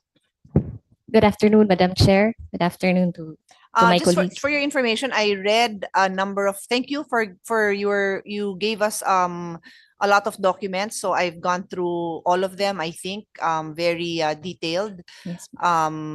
So I personally think I know what you're going to say, but just for the record, Yes. go ahead. Madam Chair, the COP10 was brought to our attention by some lawmakers from the Northern Luzon Alliance Group. They requested PLLO to attend, participate, and facilitate dialogue among concerned agencies. Our participation during the COP10 was merely to assist the Philippine delegation with matters pertaining to legislation, RA 11900 and RA 9211 in particular. And as government officials representing the Philippines in the COP10, we are duty-bound to uphold the rule of law and defend our state policies which were enacted by both houses, Senate and the House of Representatives. That's it. Thank you. Okay. Okay, we're done with the agencies. Let's now go to SEATCA. This is the Southeast Asia Tobacco Control Alliance. The Executive Director is with us, Dr. Yul Doroteo. You have the floor. Good afternoon. Thank you, Madam Chair, and good afternoon to everyone present, our distinguished delegates in government, and also our civil society representatives present today. Sorry, before you proceed. Yes, ma'am. Were you present there? Yes, ma'am. Are you part of the Philippine delegation or you go on your own? No, ma'am. The Southeast Asia SEATCA? Tobacco Control Alliance is You have an a accredited observer, There you NGO go. observer to the Conference of the Parties. Okay. So we Okay. have been an accredited observer for the past 2 or 3 COPs already. Okay. We are also a member of the Global Alliance for Tobacco Control, among the over 100. Okay, because before NGOs. you proceed, I just want to understand who are the other Filipino parties that were present there. So of course you represent SEATCA, and then Action for Health. Were you present? Not present. Does the Philippine delegation include NGOs? No, Madam Chair. Is that something that can be considered, given that you have agencies that are looking after the welfare of the Filipino? Isn't that some of our NGOs are well known and have track records of doing the same? Is that something that can be considered? I'm just posing a question. I don't see any reason why not, Madam Chair, but my understanding is that the Philippine delegation composed of representatives of those in government. Government. Yes, Okay. Madam Chair. And is that the official parang what I read is the protocol is the delegation can bring whoever they want. Tama ba?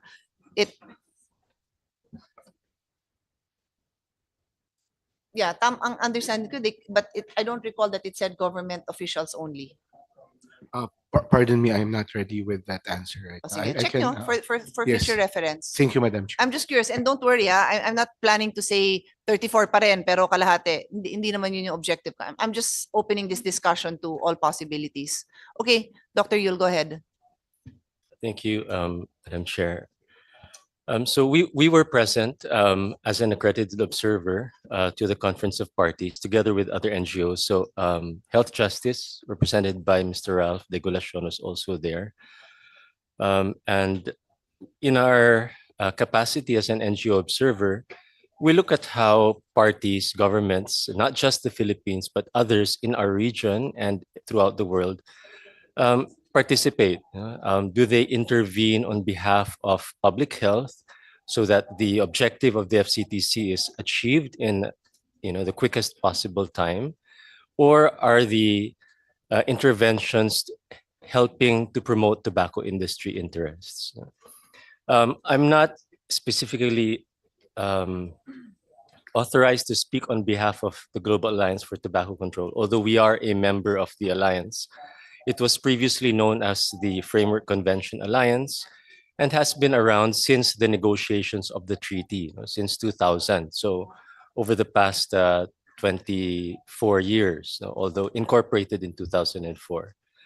The Orchid and Ashtray Awards have been given even prior to the adoption of the treaty. That means during the negotiations from 2000 to 2003, these awards were given on a daily basis to parties, whether they did or did not do their job as we thought they should be doing. Specifically, that is either do they promote public health or the tobacco industry interests? Do they undermine the FCTC, what is already established under the treaty, or do they disrupt proceedings? And for example, I'll go back to COP9. Guatemala was given a dirty ashtray. So I'm specifically not choosing the Philippines. Guatemala was given a dirty ashtray because it repeatedly asked about quorum, called for points of order, checked whether the online, because it was a virtual event, whether the online preparations were actually legal. So the legal officer had to explain all of this, and that took up a lot of time. And therefore, they were awarded a dirty ashtray for that. So similarly, at COP10, the Philippines, on the first day, when the agenda was being proposed, together with other parties, wanted to combine agenda items. And there was a long debate on this, and that also led to a delay in the adoption of the agenda. So that's one of the examples I will cite. With regard to Articles 9 and 10, it took 3.5 days before the COP eventually decided to defer the discussion to COP 11. That is an unusually long time because the COP is only meeting for 5 days. And so, as we heard from the head of the delegation, there was an attempt to arrive at a compromise. But at the end of 3.5 days, that did not happen. And the compromise proposed, in our view, was not really that helpful.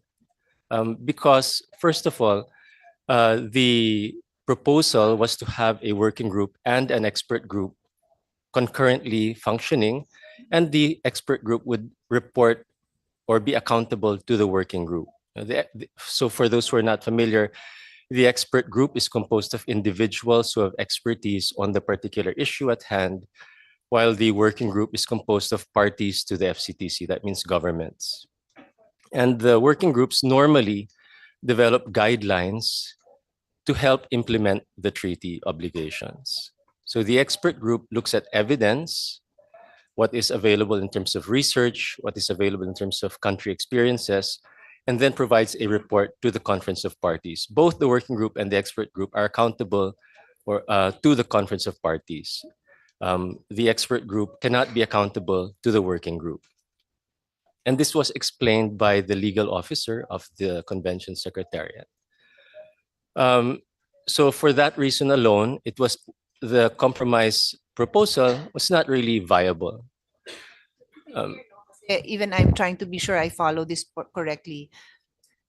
It was the proposal of the Philippines to have both an expert group and a working group, and for the expert group to report to the working group. And that has never happened before. You're nodding your head because that is the proposal, correct? And then my question is, that has never happened before. No, that has not. That there's an expert group that will report to a working group. No, ma'am. Usually there is either only an expert group or only a working group. Okay. Yeah.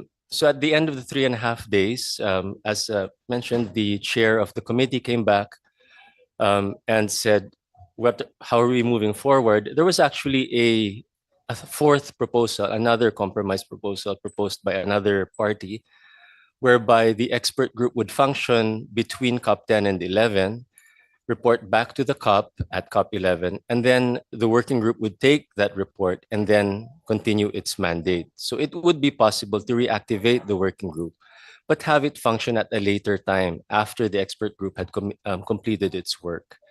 However, this did not seem to be an acceptable compromise, I think, to the Philippines or to other parties. So in the end, majority of parties still wanted to have only an expert group, a minority wanted to only have the working group, and the Philippines was left alone with its compromise proposal. And that's why the agenda item was deferred to COP 11 based on the rules of procedure. I have in our position paper to this committee, Madam Chair, we emphasized that the FCTC is a health treaty. It is in the name, the World Health Organization Framework Convention on Tobacco Control. And so if the Philippine government is sincere in its commitment to public health and tobacco control and to fulfilling its obligations under the treaty, the delegation to the Conference of Parties must be headed by the Department of Health, and its positions must clearly promote public health interests. If I may interrupt you, I have this information. Out of the 162 countries that participated, 115 had health representatives as their head of delegation, for the information of the body. Go ahead. I would also like to point out that Article 5.3 of the FCTC is a general obligation. So this general obligation requires that parties protect their tobacco control policies from the commercial and vested interests of the tobacco industry. So further, the Article 5.3 implementation guidelines, which were adopted by the Conference of Parties in 2008, these recognize that there is a fundamental and irreconcilable conflict between the tobacco industry interests and public health policy interests. There is no way to mix the two and have a balanced policy that will favor public health. So this is a hard lesson I think we should have learned from COVID-19 pandemic. Health authorities were sidelined in favor of economic interests in many countries to the detriment of public health. In our position paper, we make several recommendations as to policies that might be enacted by Congress to further the implementation of the FCTC. But I would just like to summarize with a few points, Madam Chair. Let me mention that the FCTC is actually law of the land in the Philippines. This is recognized by the Supreme Court itself. This is in the case of the Philippine Tobacco Institute versus the FDA regarding RA 9711, the FDA Act. And the Supreme Court recognized that the FCTC, having been ratified by the Senate, is law of the land and should be treated as such. From our distinguished delegates in government, I did not hear that. I heard them mention multiple times RA 9211, RA 11900, and occasionally the sin tax law. But they never mentioned the FCTC as law of the land. It is law of the land. I would also like to say that RA 9211 was enacted in 2003, before the FCTC was ratified. And therefore, RA 9211, if we examine it and cross-check it with the FCTC, we see that the RA 9211 is not fully compliant with the FCTC. And therefore, it should be the task of Congress to align RA 9211 with the FCTC, particularly because the FCTC is mentioned in the SDGs as a means to achieve sustainable development, particularly SDG 3, health for all. And finally, Madam Chair, the FCTC in its entirety is a balanced policy.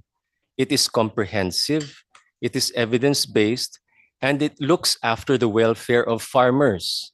Article 17 of the treaty talks about the obligation of governments to find economically viable alternative livelihoods for farmers and workers. In addition to taxes, smoke-free environments, graphic health warnings, a ban on all tobacco advertising, promotion, and sponsorship, and Article 5.3, not just attacking illicit trade and protecting minors. That is a minor part, well, not minor, but it is a small part of an entire comprehensive approach to tobacco control, which is the FCTC. And in fact, our sin tax law earmarks revenues for alternative livelihoods for farmers. I would be very curious to know what our government has done with that revenue to help uplift the lives of our tobacco farmers. Because, Madam Chair, tobacco control advocates like us, we are not the enemy of tobacco farmers. I have visited tobacco farmers. I've seen how poor they are. And if only our government implemented tobacco control properly, including alternative livelihoods for farmers, our farmers would be faring much better today. Thank you, Madam Chair. Madam Chair, just a brief intervention Yes. material. The citation made by Dr. Yule on the report for syntax for tobacco farmers from Department of Finance data, and this was presented at a side event during COP10, around 1.85 billion, mga humigit kumulang 2 bilyong dolyares o kaya 140 bilyong piso ang nanggaling sa koleksyon mula sa syntax noong 2023. At ito po ay para sa ating mga tobacco farmers. At nasa mandato po, nasa alam po ng NTA ito, nakasama sa mandato nila ayon sa Section 33 ng RA 9211 to promote Tobacco Growers Cooperative Program to assist tobacco farmers in developing alternative farming systems, plant alternative crops, and other livelihood projects. Thank you, Madam Chair. To ask you to, or actually just submit it. Ano ba yung mga alternative livelihood and support systems na mandate ng batas na dapat yung ma-deliver? Pakisulat na lang sa atin sa committee yan. Thank you, Secretary. Maraming salamat, Madam Chair. No? Just let me also add on, this is the Philippine statement, well, at least part of the Philippine statement I delivered in COP10. No? On the share of the funding that we derive from the excise tax. The Philippines is also pleased to share that funding for essential government services, including the majority of universal health care and COVID-19 recovery initiatives, among others, as well as infrastructure projects, such as farm-to-market roads, schools, hospitals, and rural health facilities are sourced from excise taxes on tobacco and vapor products, which in 2022 amounted to almost $3 billion. In adherence to the FCTC Article 6, since enacting the relevant law in 2012, the Philippines has consistently increased excise tax rates on cigarettes and tobacco products, making cigarettes less affordable and consequently decreasing consumption, Madam Chair. This is also a statement that was delivered in COP10, Madam Chair. But as a short response, Madam Chair, to SEATCO, not to debate with SEATCO, because I see also the importance of the NGO in events like this, Madam Chair. First of all, we never blocked consensus. SEATCO will agree, will confirm this, that the parties present are required or encouraged to arrive at a consensus. If consensus is not met, the next step would be to go to voting. For an item to be carried or to be approved, the winning vote should garner 3/4 of the parties present in the event itself. Our task then was really to ensure consensus. And that's the reason why we proposed a third option. And as mentioned by SEATCO, there was a fourth option that was proposed. So are we to be accused of delaying, or in which we are always in favor of a way forward? And in fact, as mentioned by SEATCO, in 6.1 and 6.3, we agreed to what the rest of the parties wanted.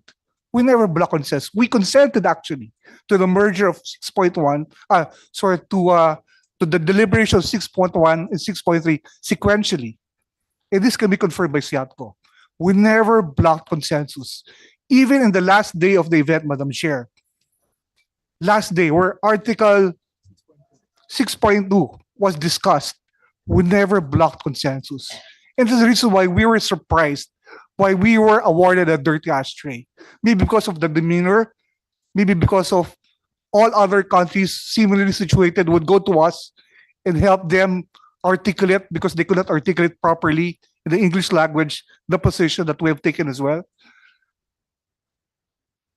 In any case, as I've said, and this delegates of the Philippine delegation will confirm this, I will own this dirty ashtray award.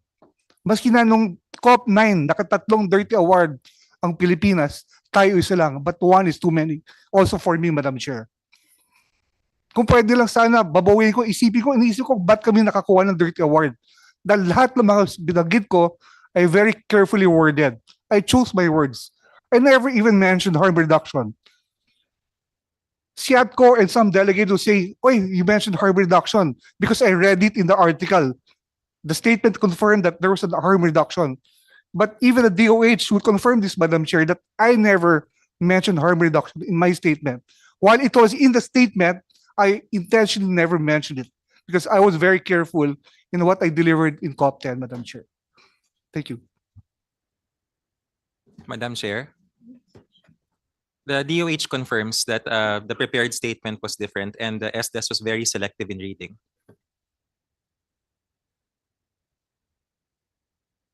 I was not able to call DepEd. So let me call on Dr. Dexter Galban, ASEC for Operations.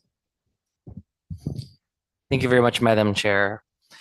As the agency that caters to the demographic that is significantly affected by the presence of tobacco products and vapes, the Department of Education strongly reiterates that when it comes to opportunities to discuss and decide national directions on matters related to the promotion of health and well-being and to the protection of children and youth, DepEd has always taken and will always take a position that advocates the maximum safeguarding of the interest of its learners, leaving no room for compromise in their holistic development, safety, and well-being, while adhering to measures provided by law. And the stance of DepEd is aligned with our mandate to provide for the establishment and maintenance of a complete, adequate, and integrated system of basic education relevant to the goals of national development. It is also aligned with our administration's commitment to take good care of learners by promoting learner well-being, inclusive education, and a positive learning environment as part of the Matatag agenda, our direction in resolving basic education challenges. And in this light, particularly in COP 10, DepEd took advantage of opportunities at the global stage to the COP and the WHO FCTC to voice out the needs of children and youth while seeking both national and international commitments that will ensure maximum benefit for the Filipino learners, as expressed during the participation of the agency's representatives, both in the delegation and in all the preparatory workshops leading to the conference. Thank you, Madam Chair. Thank you for that. Our next speaker is Health Justice Philippines, Mr. Ralph Emerson Tegulacion, Executive Director. Yes, good afternoon, Madam Chair. Health Justice, is it okay to read just a portion of our statement, Madam Chair? We support the stand on the need to protect our people, especially the youth, from the harms of tobacco products that the Department of Health and the Department of Education expressed in the last two conference of parties to the FCTC. We agree with the call of the former senior officials of the DOH and DepEd. They had a statement, public statement, on the need for the Philippine delegation to take a stand protecting our youth from the dangers of tobacco products. Unfortunately, based on our observation during the COP 10, the position of the DOH, DepEd, and the call of the former senior officials of both agencies were not reflected in the position statements of the Philippine delegation in the recently concluded COP 10 in Panama. For health justice, our recommendation for the Blue Ribbon Committee and the Senate to adopt are some of these remedial measures. Number one is the designation of the DOH as the permanent head of the Philippine delegation to future FCTC COP sessions, and the exclusion of those who promote tobacco interests in the delegation to advance and protect the right to health of Filipinos. And finally, in line with our commitments to the FCTC, we recommend a comprehensive review of laws and policies on tobacco products and other emerging nicotine products and amendments to be done to better protect the general population, particularly the youth. Thank you, Madam Chair.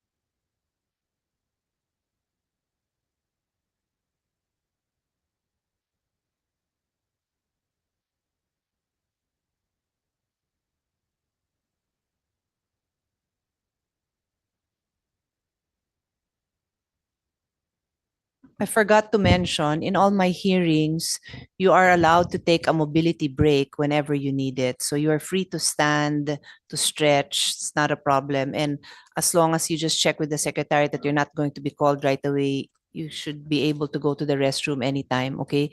So as I'm conferring with the secretariat on our next step, if anyone wants to go for a quick bathroom break or stand up, feel free. Session is suspended. Hearing is suspended.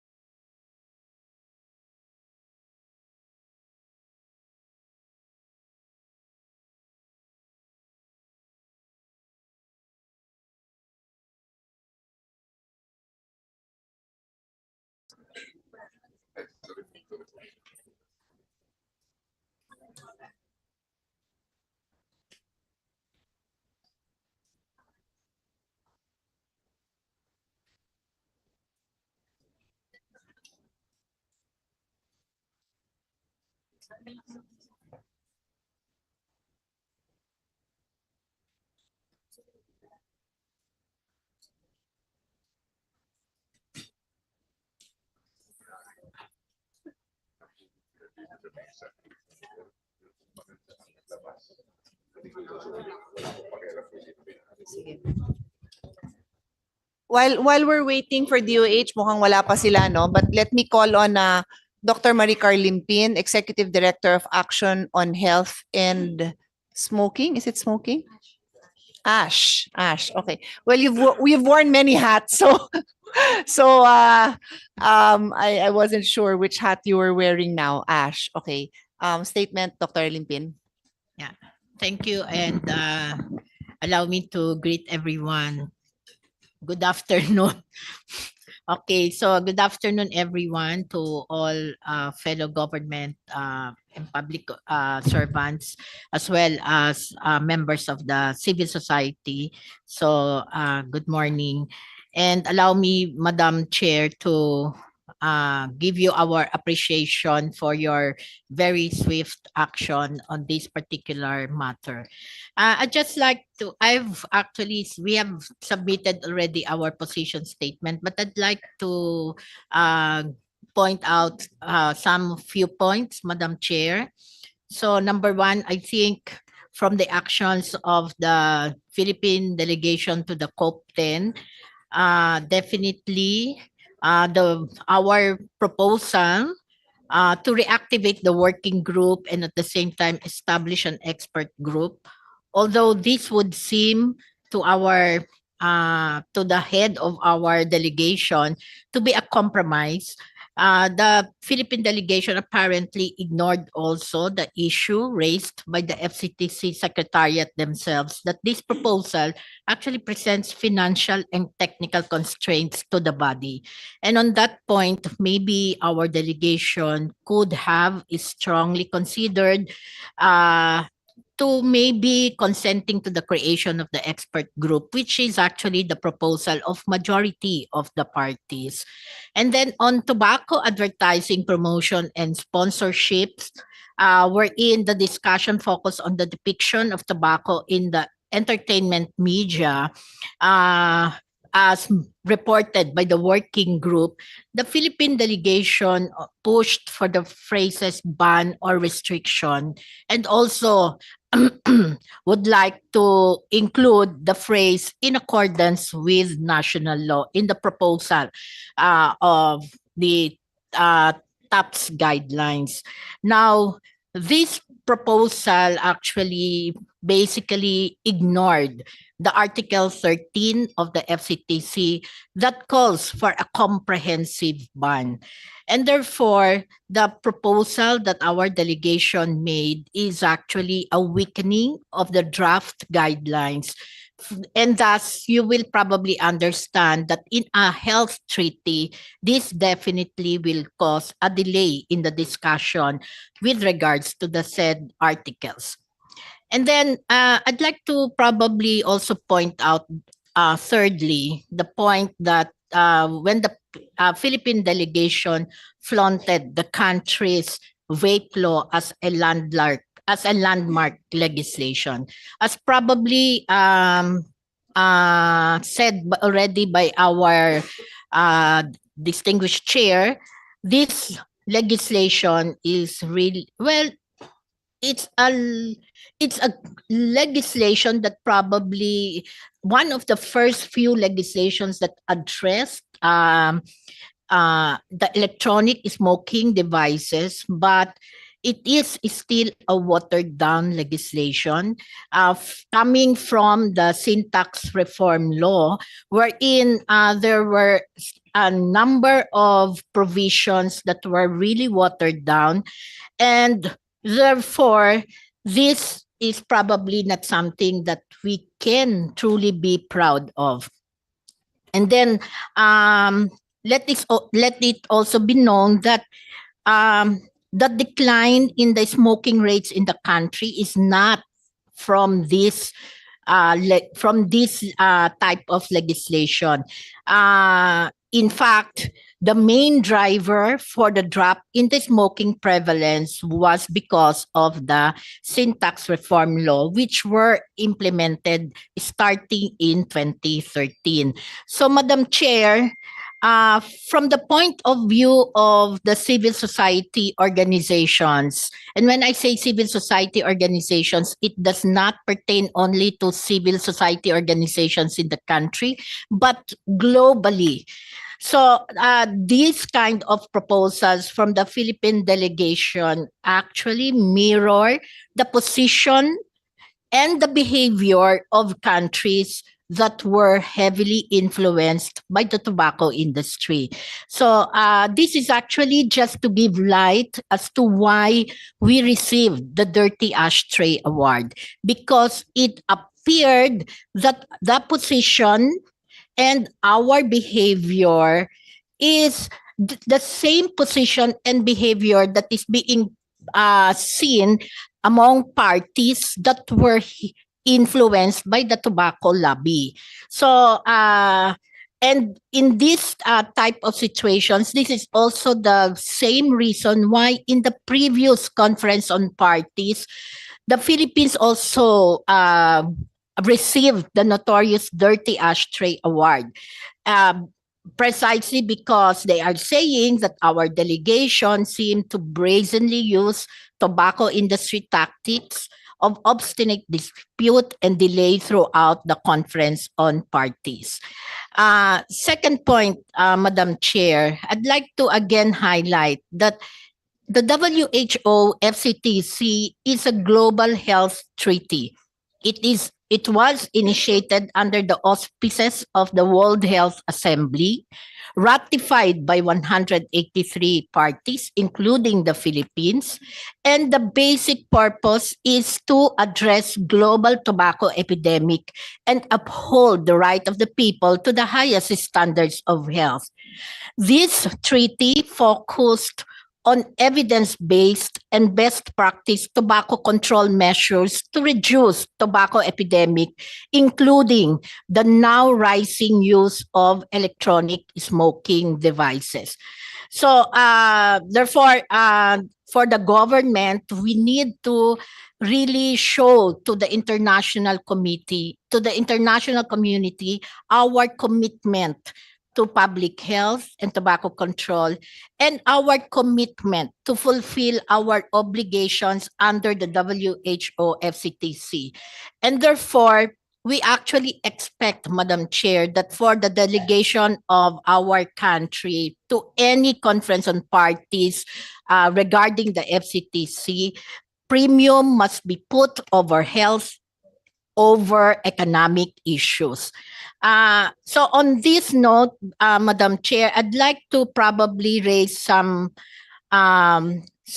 recommendations, if I may be allowed. Number one, the WHO FCTC being a global treaty, we propose that the head of the delegation should be the Department of Health, and that the delegation must keep in mind that their attendance to the COPE is all about health. And hopefully, if there will be any member of the delegation, it should be that they are there to be able they will be there so that our country will be able to fulfill our obligations under the FCTC. So to our head of the delegation, sir, maybe like, let us say, for the Department of Agriculture, if any representative of the Department of Agriculture will be there, it is actually to think of a strategy wherein we will be able to help our tobacco farmers on the event that, as our NTA has been saying, there is a reduction in the production of tobacco, then I think we need already to think of a strategy wherein we will be able to help the tobacco farmers in the event that they will be displaced from tobacco farming. So find a way wherein we will be able to give them an alternative livelihood, which is actually also stated in our national law, the RA 9211. So on that note as well, I'd like to ask our people from the DA and also from the NTA, what were the things done? What were the programs that you have done in order to help alleviate the plight of our tobacco farmers? Because that is actually your task under RA 9211. And then, Madam Chair, I'd like also to propose that probably we need to adopt transparent policies, including disclosure of any potential conflict of interest within the delegation. The lack of transparency not only undermines the democratic principles that guide our governance, but it also perpetuates a concerning pattern of prioritizing commercial interest over the well-being of our citizens. I'd like also to add, actually, I have been, as Madam Chair have already said, I wear many hats.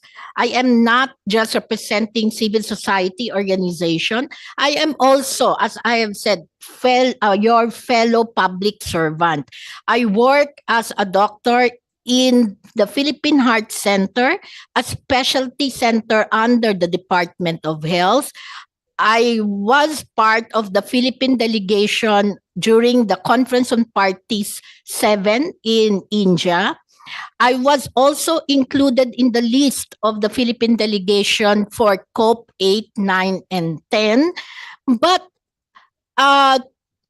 my name have always been excluded as part of the delegation. Probably I'd like to ask our DFA, since this is already a very good opportunity, why I was always excluded.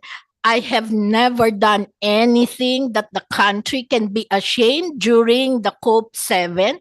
So I keep on wondering why I was excluded, why the DFA did not see me fit to be part of the Philippine delegation.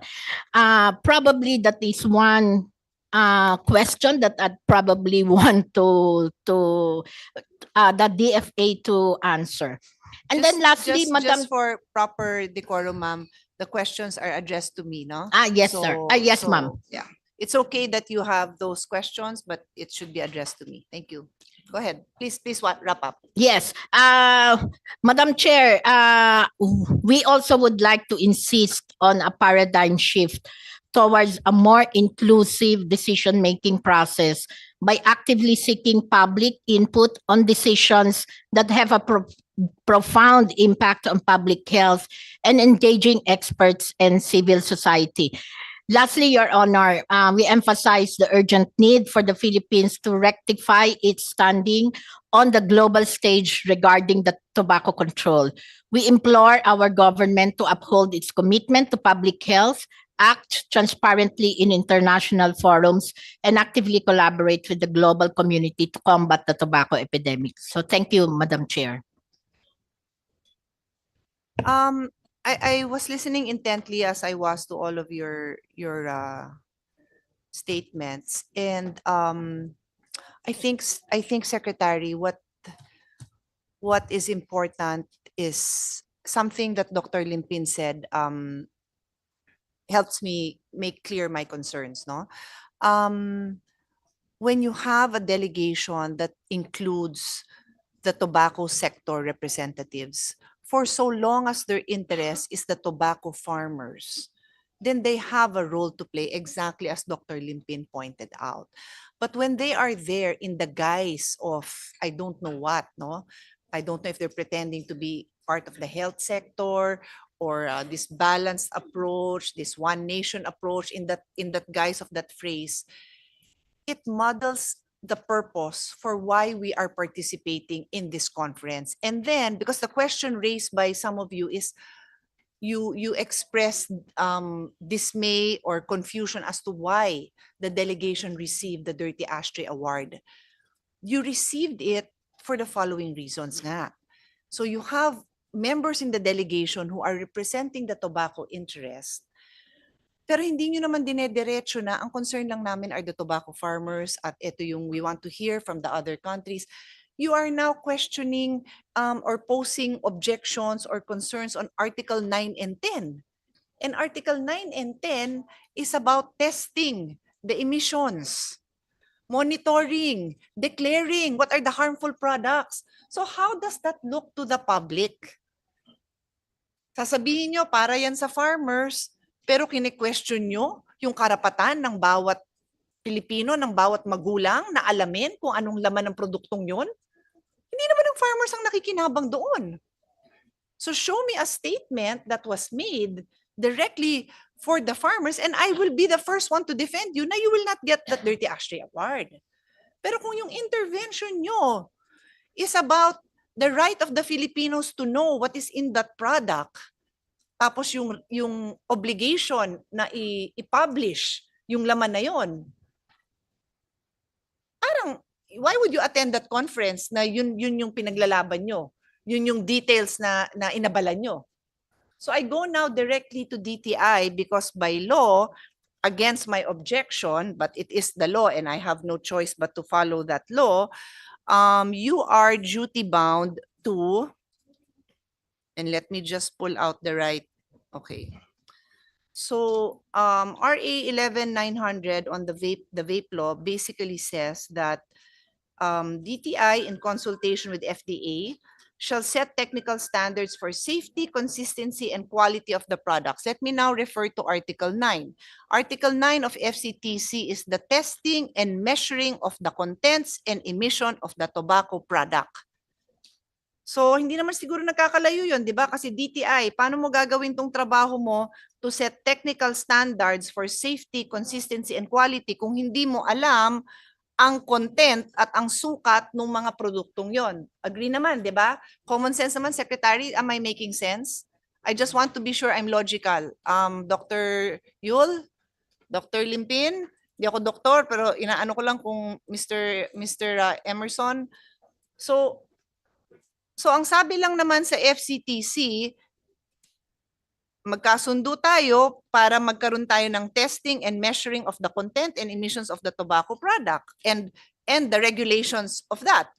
For me, that's just another way of saying what we have already in our law, that you set the technical standards for safety, consistency, and quality of the products unless ang balak ba natin sabihin is gusto natin mas mababa ang standards natin for safety, consistency, and testing?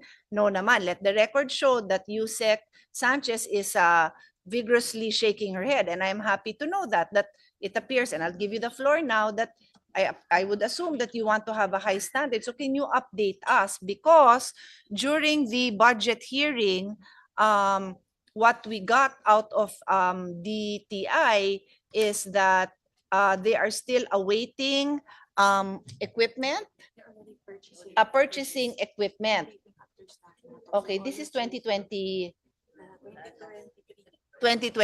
But for the record, because Attorney Guevara, you were not head of delegation then and not even involved in all of this then.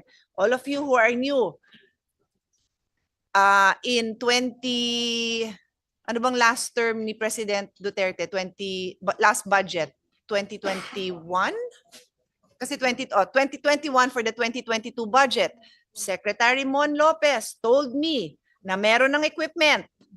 Tapos nung bagong administration, binibili pa lang yung equipment.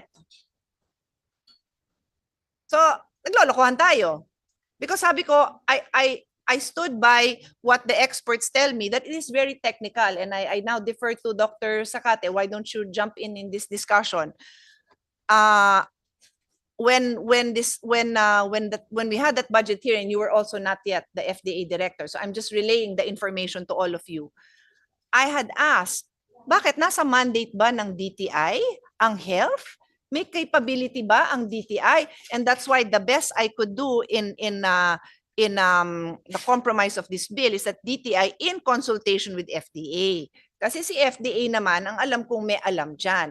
So may I know from the two of you, are you working together? Who is setting the standard? And are you happy with the standard that we have? Yes, you may answer.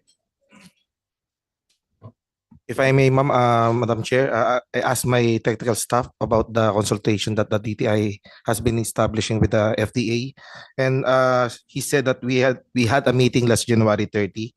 This is with regards to the capacitation of their lab on how to establish the testing, regarding their testing capacity.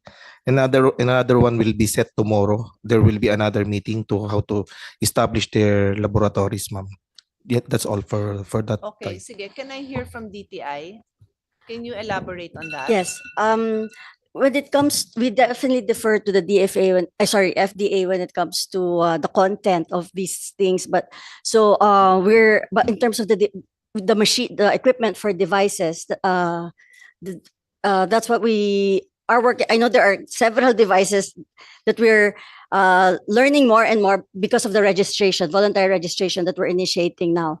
So it is true that they've cut this out of our budget, the other equipment that you mentioned, but there is an existing from the advice from the Bureau of Product Standards that already initiating work on the, so that we'll be ready to do the mandatory monitoring and enforcement following the certification in June this year. Although right now we're just on registration.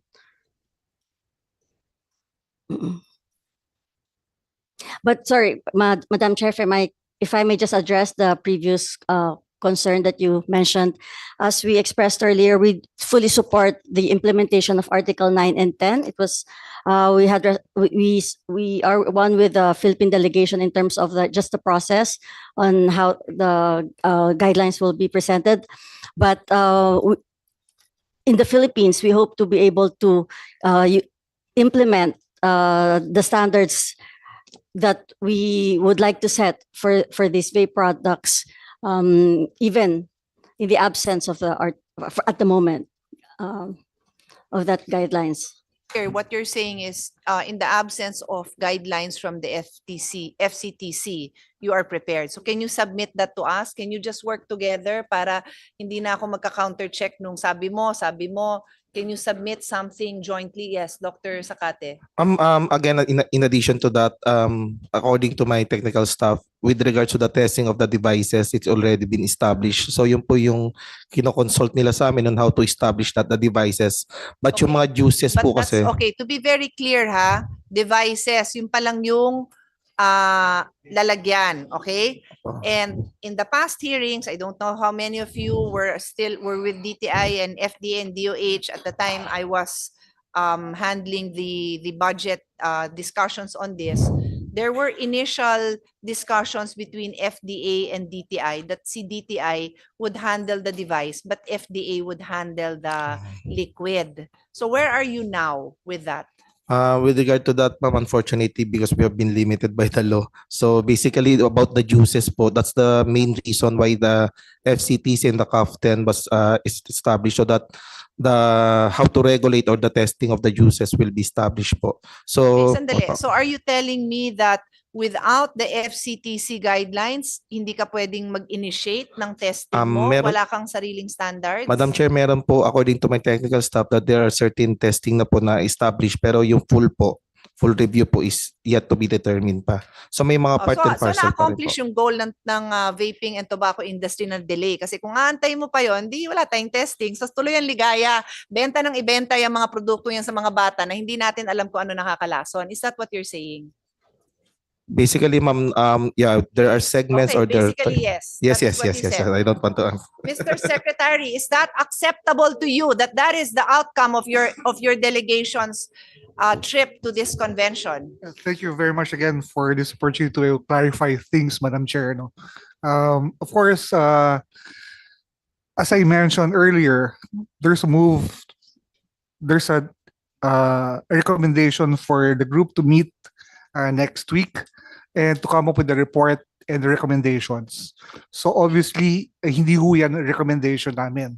Ang recommendation namin is to ensure na hindi tayo makapagbenta ng e-cigarettes sa mga minors, as in pursuant likewise to RA 11900. If there's a need to amend, then definitely we will support that, Madam Chair. On another item, Secretary, that I'm pretty sure you didn't miss, but I need to hear it from you, is that yung binebenta naman sa adults, consenting adults, ano laman nun? Alam ba nila? Nare-regulate ba natin? hindi po natin nare-regulate yun. Kaya kailangan natin ng expert advice o expert group to make sure na kung ano ang laman nun, ma-disclose sa government at ma-disclose sa publiko. I agree with that, Madam Chair. Let me just digress a bit, Madam Chair, on the procedure, what happened dun sa discussions on Article 9 and Article 10. Maybe siguro if it were me, Madam Chair, I would invite si Dr. Limpin to be part of the group. Thank you. She's very happy. 10 taon na siya naghihintay na maimbita siya. Hindi, para lang malinaw, Madam Chair. Thank Kasi you. medyo nagkakalimutan siguro, Madam Chair. Those who were present would attest to this one. There were two committees, and SEATCA will confirm this as well. There were two committees created. Committee A to discuss certain agenda, and Committee B to discuss agenda on budget, international cooperation, etc. So most of the time, I was in Committee A until there was a point in which 6.2, which was supposed to be discussed in Committee A, was transferred to Committee B. So ma'am, naglagari po ako, medyo malaki malawak yung Yeah, convention center. So I I like, understand. when I arrived in the Committee B, and this can be confirmed by SEATCA again, there was already a move of the chair to create a working group to draft the guidelines. Kasi hindi ko magka-agree ang mga partido present during the time. I don't want to name the names of the contracting parties or the parties present then, but there was already a disagreement when I arrived. So, the committee chair of Committee B said, oh, let's create a drafting group to draft the guidelines. So, since we have interest as well, I was not talking at that point in time. I said, okay, to the group, let's join the drafting group. And that's what happened. We labored to draft the guidelines on TAPs, advertisements, promotions, sponsorships for how many hours? Hanggang gabi, 4 hours, more than 4 hours. And awa ng Diyos, we were able to come up with the draft guidelines with EU, with China, with Japan, and with other countries present. And in fact, ang nag-aaway nun, Madam Chair, hindi po tayo kasama doon.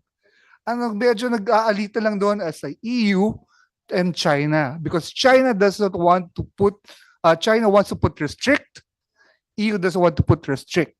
Why is this important to be disclosed here? Because FCTC guideline, FCTC acknowledges two types of classification.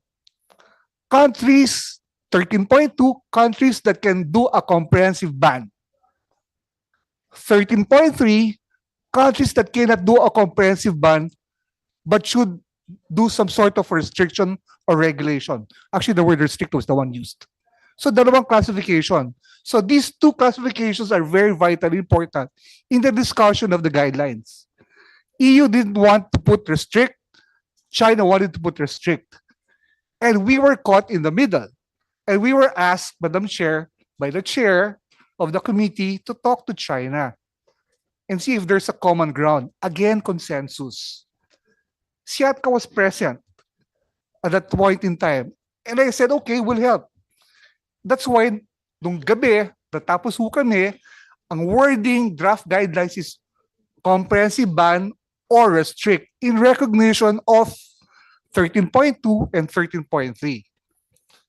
So we never, Madam Chair, initiated any proposal. We were just there to help the parties and ourselves come up with the draft guidelines. Ang nangyari po dito, nung pinesenta po namin the following day sa body yung draft guidelines, Nagreklamo po ang isang country. Ang gusto niya, walang restrict. Ang gusto niya, comprehensive ban. So paano naman yung mga bansa na hindi pwede mag-comprehensive ban? Bawal sa kanilang constitution, bawal sa kanilang constitution principles. We are a country that produces tobacco. I agree. Can we do a comprehensive ban? Pwede pag-usapan sa legislation. But as it stands right now, our legislation doesn't even allow comprehensive ban. But hopefully we can go to that point, some other point in time, to help the farmers as well. But at this point in time, during the time that we were asked to comment, we already agreed comprehensive ban or restrict, because that's what we can do, restrict. And that's what our laws provide, regulation. Now, nung sabi nung isang party, hindi ko na sasabihin po, sabi niya, hindi pwedeng restrict, dapat comprehensive ban. So nagkagulo na ng lahat, pati EU. They were all looking at us. The delegates were here present. They all went to us, asking for assistance, asking for help. And according to the chair, Chair Toy, lapit siya sa akin, sabi niya sa akin, Hubert, you gotta speak because you are the leader of this group. Sorry, Madam Chair, I'm not the leader of this group. I'm just protecting the interests of Philippines. No, you have to speak. And I spoke. And I said, it's important that we have the word restrict in the guidelines because Article 13.2 and 13.3 recognizes that. It's the FCTC article. But the other party, again, refused. Ang gusto niya, comprehensive ban. Ano nagpagkasunduan? Para lang walang mag-block ng consensus. Nagkasunduan ay yung word restrict ay ilagay as a footnote. Any lawyer in his right sense of mind will object to a treaty obligation being regulated to a mere footnote in the guidelines. And that's where we had the problem. It did not recognize to our mind the importance of 13.3.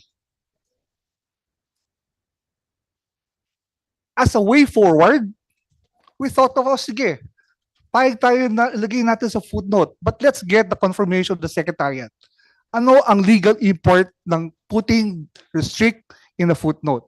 Kapag it has no difference, it has the same legal import as if it were in the text, then we will agree. And that's what happened, Madam Chair. Again, as I mentioned earlier, we never blocked consensus. It's always a way forward. And the way forward was in article in the TAPS provisions of 13.2 and 13.3, we agreed that ilagay na lang sa footnote.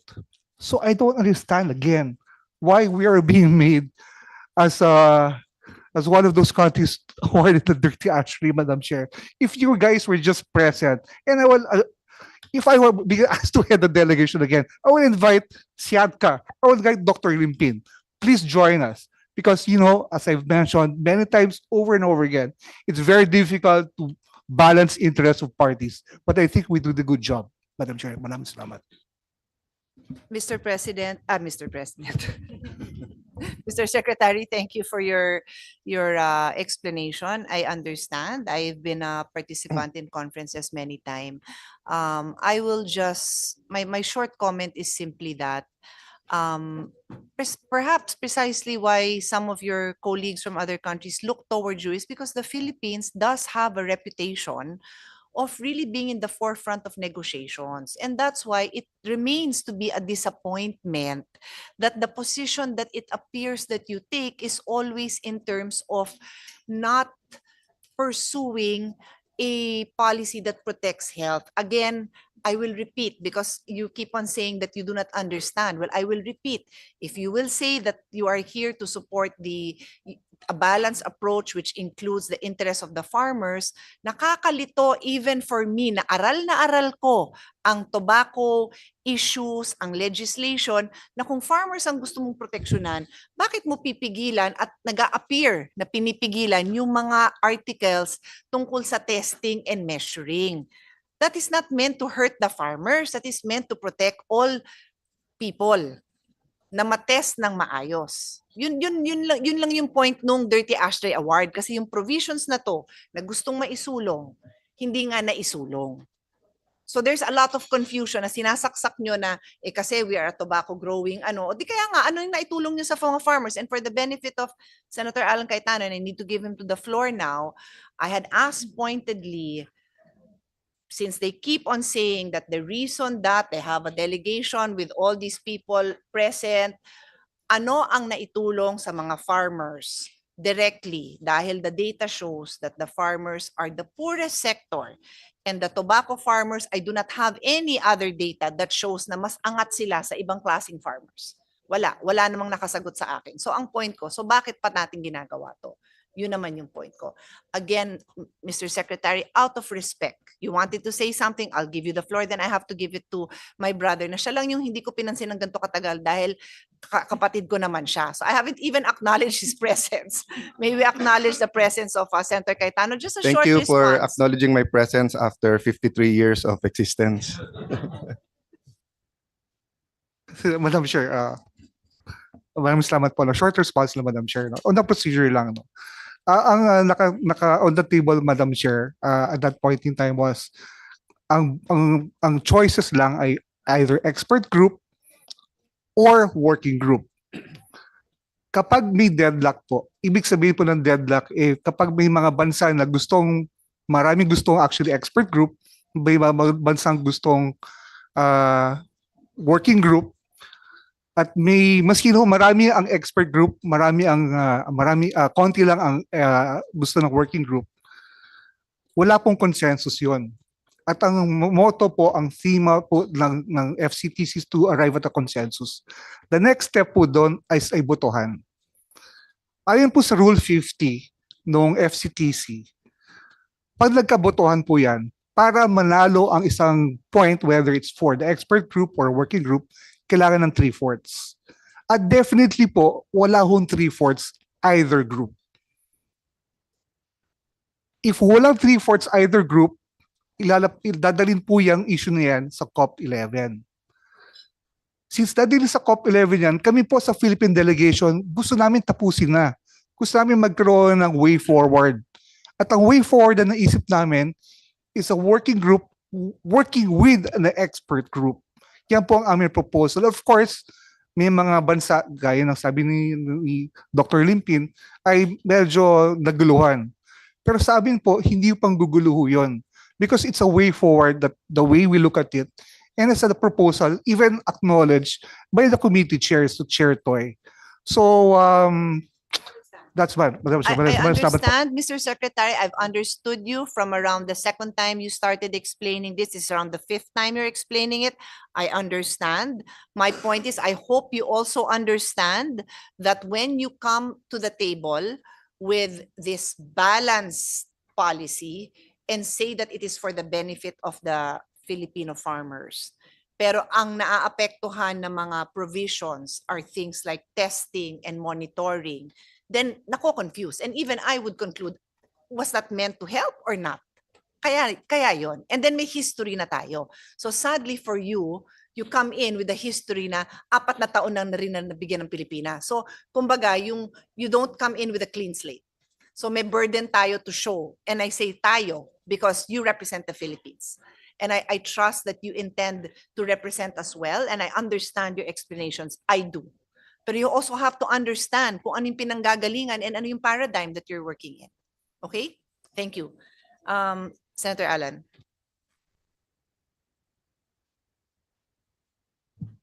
Hello. Magandang hapon po, everyone. Madam Chair, Senior Deputy Executive Secretary, sa lahat po sa civil society, magandang hapon. Let me start with a biblical principle, no? Kasi we can debate on opinions, we can debate on strategy. Dapat hindi tayo nagde-debate on facts. But in this present world, maraming debate sa facts. And take note, yan po ang isang strategy ng tobacco industry, to muddle the facts, no? But I don't think there's any way that we can debate on principle. For example, kung anong ating itatanim, yan ang ating aanihin.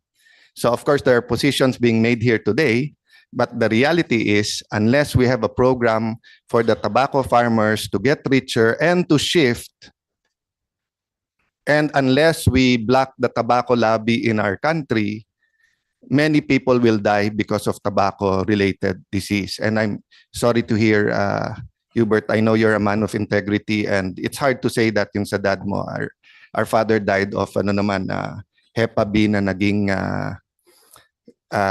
stomach cancer. But the irony is, yung mga kapatid niya, tatay niya, malakas uminom, siya hindi. Diba? But I mean, I know how hard it is to use that an example. So I know it came from the heart. So thank you for that. No? May I ask the first question sa DOH? How much are we spending on tobacco-related disease?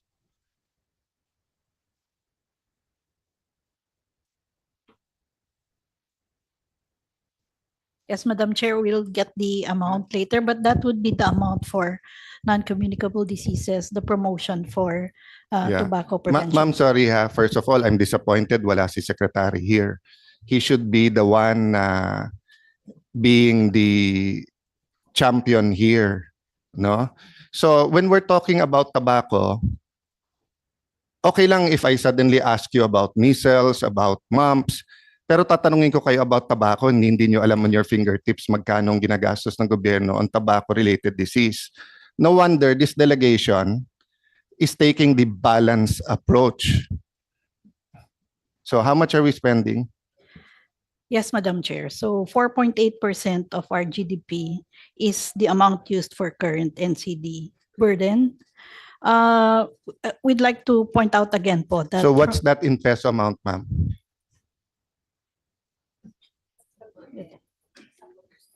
Yeah, that's the burden. I'm asking how much is the government spending?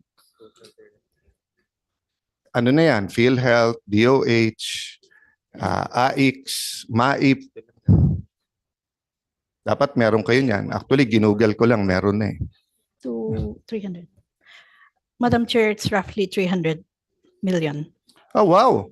Kasi in 2016, it was 44.6 billion eh. Billion, I'm sorry. So it went down to... Billion. Oh, so it's 300 billion now. Okay. If we stop smoking and give that amount to the farmers, how much will the farmers get? Diba we have 30,000 farmers, right? Sorry? 20,000 families. Okay.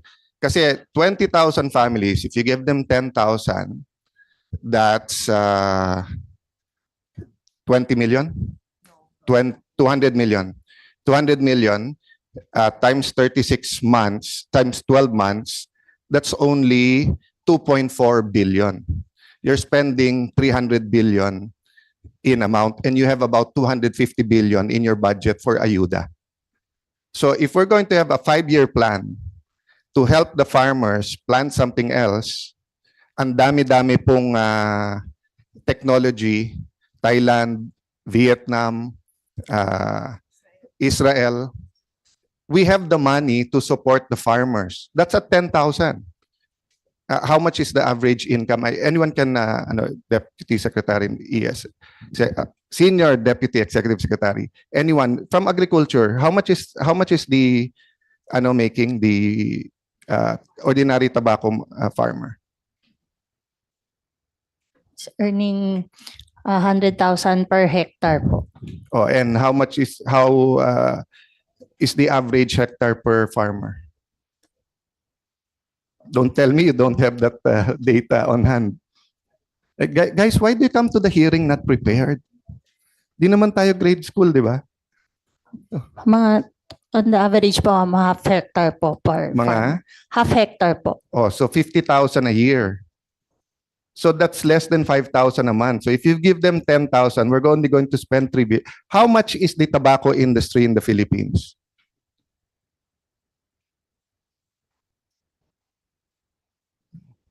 DOH, DTI, NTA. Guys, sanay ako tinatawag ng teacher at hindi ako makasagot ha. So, pero Senate hearing to at alam niyo naman yung privilege speech. So I expect you to have the data on hand. Nasaan yung NTA?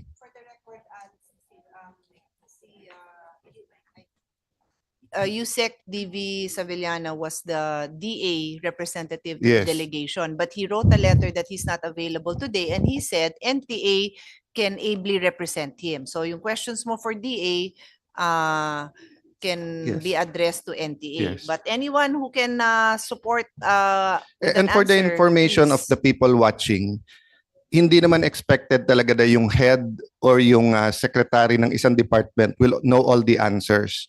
That's why nga malaki yung delegation, and that's why you bring the different people, no? Usually the DFA, Yusek Charles, di ba, summarizes it and you have a quick meeting. But yung experts na dapat nakakalam. So how much is the tobacco industry in the Philippines? Wag nyo na ako ipag-Google.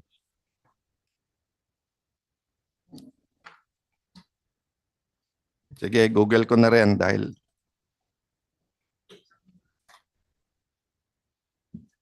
Sir, excuse me po. yes, please. 160 billion po. 160 billion. What's 20,000 times 50,000 times 12? Anyone can help me with the math? Let's see. Tama. 50,000 a hectare. Ilan bang beses mag-ani ang tabako? Lang po. One. So in 1 year, 50,000. So 50,000 times, so that's 10, 1, 2, 1, 2, 3, 4, 5, 6. Okay. So that's 1 billion pesos to the farmers. Magkano yung industry? 160 billion. 160 billion. Okay. So 159 billion goes to the kapitalista. So let's not say that we're protecting the farmers here. Kasi the farmers only get 1 billion kulang pa yon kasi yan yung kita. Yan ba net na yan or kasama pa puhunan dyan sa 50,000 per hectare? Net na, sir. Net na. No. So, okay, very clear yan. We're spending 300 billion a year on health-related. The industry is making 160 billion. So we're spending 140 billion over what the industry is making. And then the farmers are only getting 1 billion. So ako na ang pinakamahina sa math, baka sa mga senador at saka sa mga health at sa pamilya namin. But I think very glaring naman yung math doon that why don't we have a plan? And to be fair to this administration, I'm talking to all the administrations we were in, because if we had a plan 10 years ago, 15 years ago, 20 years ago, hindi ganon. But of course, the tobacco growing regions, officials are saying this is for the farmers, but which I want to go to my first point, which is regulatory capture. Okay, I'd like to congratulate the chair, not because she's my sister, but because alam niyo naman I was a former chair of the Blue Ribbon and we handled very, very controversial cases. ZTE, fertilizer scam, many scams involving a couple of presidents. Afterwards, I was active dun sa PDAF scam. In the last Congress, my family, dami na, no? But all of this dealt with the garden variety of corruption. Diba? Yung either BIR or customs na may lagayan, or whether it's a contract na may share ka or may lagayan. But we really haven't discussed regulatory capture that much in our government and society. And to be fair to this administration, I'm talking about all administrations. So, Madam Chair, thank you, because I know you had a discussion with our very able Director General Rudy Kimbo, who I started working with. He took office when I was the chair. And I know there was a discussion kung ito ba ay malfeasance, misfeasance, non-feasance, paano naging Blue Ribbon. And I was also banging my head. But on the way here, I was watching Facebook, listening to everyone. I don't doubt the sincerity and your integrity. The problem for me is when we present ourselves as anti-tobacco but we're pro-tobacco. Okay lang kasi sa akin na we're presenting ourselves anti-tobacco, so anti-tobacco tayo. But we cannot present ourselves as anti-tobacco kung pro-tobacco tayo. So which goes to my second point na walang such thing as balance. Diba? But would like to discuss regulatory capture. What is regulatory capture? Yeah. I'll read it na lang from Google para hindi tayo magkamali. Director General, please send a congratulations to Google for being our best witness today. Yeah. In politics, regulatory capture is a form of corruption of authority that occurs when a political entity, policymaker, or regulator is co-opted to serve the commercial, ideological, or political interests of a minor constituency, such as particular geographic area, industry, profession, or ideological group. My favorite example there is in my first term, libre pa yung text eh. It was part of what Globe and Smart offered. But bigla silang ng piso-piso.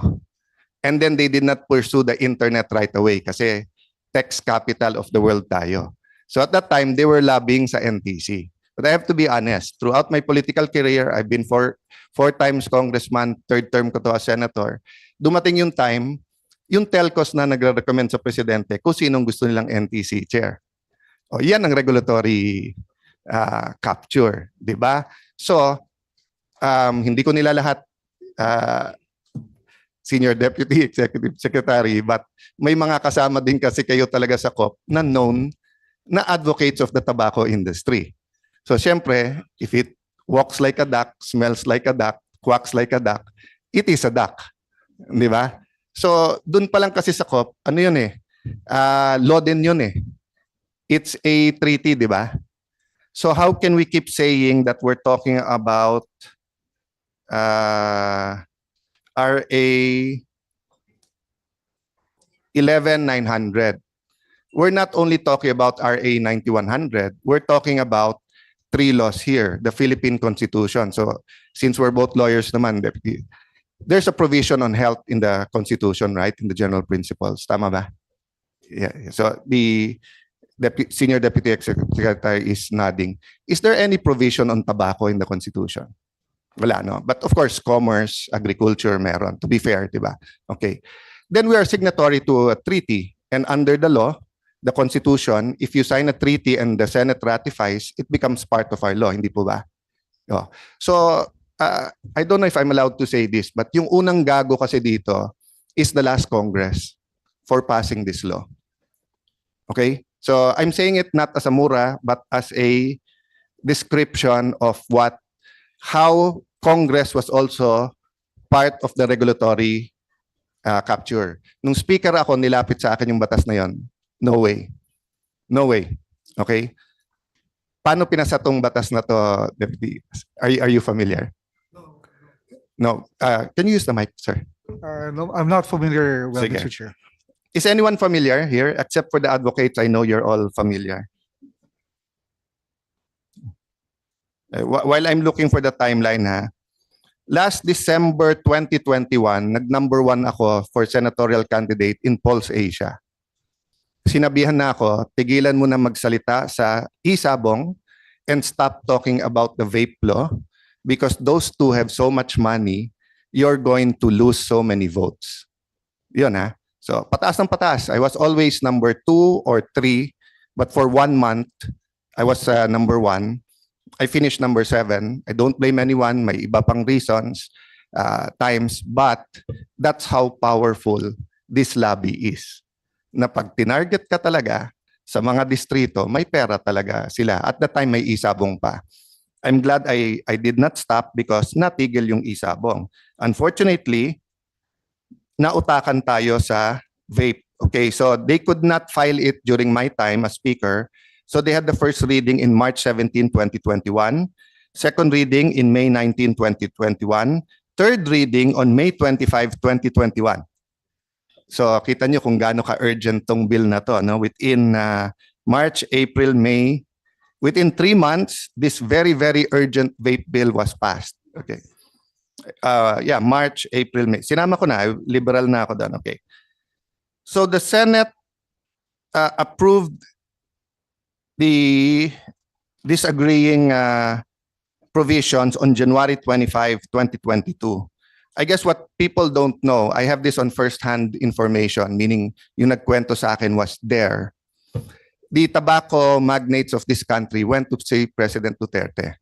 One of them was so frail, they didn't have to carry him in. And as soon as they sat down, sabi ni President Duterte, kita niyo kamay ko? Nanginginig dahil sa smoking. I forgot what he calls that disease. Eh? Can you say that on the mic, ma'am? Burgers disease. And that's not from eating too many burgers, di ba? That's from, galing saan yun, ma'am? Sa smoking was contributory there or main? Smoking is the primary. Smoking is okay. So tinanong ko na doon, so ano nangyari? So umuwi sila lahat ni hindi sila naka-first base kay President Duterte. Anong problema po? Binulsa po yung law. Stinap doon. And waited for the next administration. And then they allowed it to lapse into law on July 25, 2022. Would the Senior Deputy ES know how many agencies recommended veto? I'm not aware of that, Madam Chair, because at that point in time. At that time, you were 25 days there. No, not even that. I was appointed first as Assistant Presidential Legal Counsel Yes. in August 2022, and then as Senior Deputy Executive Secretary. And even if you were ES, you would probably have a ton of documents, because it's a etc. transition. And to be fair to the present ES, it was the former ES at this time, di ba? Yeah, it was former ES Rodriguez. So, Yes, sir. I mean, I would expect them to answer and see the first page, but to read everything, no? So, can I go back to DOH, ma'am? What was the recommendation of DOH when this bill was passed? Yes, Madam Chair, the DOH registered the veto to the Office of the President. Yes. Okay. So, according to, just to show you how kalokohan tong law na to that we're saying we're trying to balance. According to the advocates, the vape is more healthy than cigarettes. So, tama po ba ako, ma'am, na we were correcting them, sandali lang, hindi healthy yung cigarette, so how can it be more healthy? So, binaliktad nila. It is less unhealthy than cigarettes. Okay. Which, if you again Google the strategies on tactics of the tobacco companies, which is important because that's the reason why we got the Ashtray Award for falling hook, line, and sinker into the tactics ng tobacco industry. And tobacco industry, sinasabi nila harm reduction to. But there's no proof of that. Okay, so what's the next thing they said? They said, well, since it's less unhealthy, targetin natin ang smokers to shift. But this is my question. Why did they lower the age na pwedeng bumili from 21 to 18? So dati, bawal ang hanggang 21, 21 lang pwedeng bumili. So meaning, theoretically, dapat hindi nagsusmoke, hindi nagve-vape, yung 18, 19, 20. So nung binabaan natin, paano nangyaring ito less unhealthy? Hindi. The reality is we're trying to mold their taste because the tobacco companies, after decades and century of fooling people, of multi-billion-dollar lawsuits of keeping health data from people, is on the decline. And they're looking where to shift. Diba? So in the same manner that oil companies realize that younger people now want the environment to be preserved for future generations, some of them are going into renewables or to cleaner.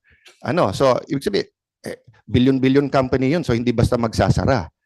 But, ang linaw naman na mas maayos yung solar, yung wind, etc. sa oil, and wala naman nagdududa that we needed oil or fossil fuel during that time. But yung smoking, diba? I mean, they can go into real estate, they can go into malls, they can go into health products, but they choose to shift to vape, but they're doing the same tactics. So what's my point in all of this? I understand you, sir, as a lawyer, as the head of delegation in saying try niyong i-balance. But I'm trying to give you the kabilang perspective. If you go to COP, for example, in the environment, you're either pro or anti-fossil fuels. Diba? If you go to a health conference, let's say on opioids, on the pandemic or the, what do you call it, epidemic or pandemic of opioids in the US, you go into the conference, you're either pro or anti. So I hear you, and lahat naman tayo naging kahit papano sa delegation, Yusek Charles, di ba? Napakahirap talagang pumasok sa isang conference na maghanap ng consensus. But the reality is, you either go in that the experts know that you are for or against. And the reality is the Philippines at this point in time, both with the law and with the representations made, is pro-tobacco. Di ba? So I'm not accusing one person here. I'm accusing the whole government, including the past Congress, and hopefully we change that. If we follow the treaty and follow our constitution, we should amend this law instead of pointing it out, which is my next question. Would there be any violation if you did not push for that law and you pushed for the more progressive parts of the treaty? Kasi you keep saying my law. I heard also the advocates of Congress saying, my law, we had to represent it faithfully. Hindi BICAM to International conference to ng sponsored ng yung COP nga tsaka WHO. So would there have been any violation if we went in and we were more progressive? We have this law, but we want to amend it. Would there have been any violation of that law? If I may, sir, the FCTC, sir, recognizes, as I mentioned, there are two types of classification. Those who can do comprehensive ban, 13.3 and 13.2, and those countries who cannot do comprehensive ban but may restrict, which is Article 13.3. So if you look at it, we are, in a sense, we fall under 13.3. No, on that point, and on your explanation on the experts, etc., I sort of understand. I have a question about the experts, but what I meant is that when you started the framework, and I was just reading the reports of the other people who spoke sa media, ang parati nilang dinadahilan, may batas po tayo So we had to go there to represent our law because that's our law. So nire-reverse ko. If we went there and saying, this is our law, but we agree na dapat ganito, and we'll ask Congress to amend the law, would there be a violation of law if that was the position of our delegation? Well, before we left, though, it was clearly within the agreement was really to showcase our legislation. We never thought of looking at it the other way around. So if we had a chance to look at it that way, we may have to look at it or think about it twice, because we may be in the violation of our own legislation if we promote something which is not indicated in our legislation. Yeah, I understand, sir. You're a very high-ranking official, so, di ba? And you're a lawyer, so you have to be careful of what you say because it may seem like a policy. But let me just give you an example. So the president attended WEF. In WEF, maraming liberalization gusto doon, pero hindi pwede sa constitution natin. He didn't say no kasi hindi pwede yung constitution natin. Our delegations, our DTI did not say no. Our speaker did not say no. What you said is, sige, let's amend the economic provisions of our constitution. So pwede. You're not bound by the law. Diba? Hindi to parang ang law is no death penalty, they're forcing you death penalty. You'll say, sandali lang, dalawa lang yan death penalty o hindi. The convention is building consensus nga so that all the other countries change their legislation, diba, to be more anti-tobacco, given that scientific fact just shows that it's there. Okay. Go ahead, sir. Yeah. Thank you, Mr. Senator. Hindi po nagtatapos pa yung aming trabaho as I mentioned. No? Meron po kami isang pagpupulong lahat ng members ng delegation because we don't have the report yet. And we will submit the report to both Congress and the OP, and I think, especially the recommendations. I think that's a good part na bring up tong issue na to. I know feelings are hurt with words that are used, but sanay naman tayo lahat na may konting galos, konting bugbog, and I'm sorry if I'm ano ng konti sa iba because nga it's an emotional issue for us. I was willing to, hindi naman lose the election, but hoping I wouldn't, but I was willing to put it on the line because I believe in this issue. So if there's one thing that good that will come out of this nga is mapag-usapan yan. But again, going to why it matters, whether it's the experts or it's the state, state working group, diba? Kasi during the pandemic, all countries around the world said, let's listen to experts. Diba? Kasi nga, mamamatay na lahat So, wala kang choice. Walang may alam ng virus except the experts. Ang problema, pag wala ng pandemic, we don't want to listen to the experts anymore. Kasi we tell them there has to be other considerations. Diba? We have to think of this or that or ganyan. That's why, mas gusto ng tobacco companies yung state. Kasi mas madali nilang i-mold yung utak ng politicians than yung doctors. Kasi yung doctors, mapapaya sila if mag-pro-tobacco sila. Di ba? And they're the experts. Di ba? That's why the makers of this law wanted DTI, not FDA, to look into the contents. Can you imagine ang shampoo FDA? Nilalagay mo lang sa buhok yun. Oh. Samantalang yung vape, ipapasok mo sa katawan mo, ayaw nilang padaanin sa FDA. Gusto nilang padaanin. So, it's really ridiculous. Di ba?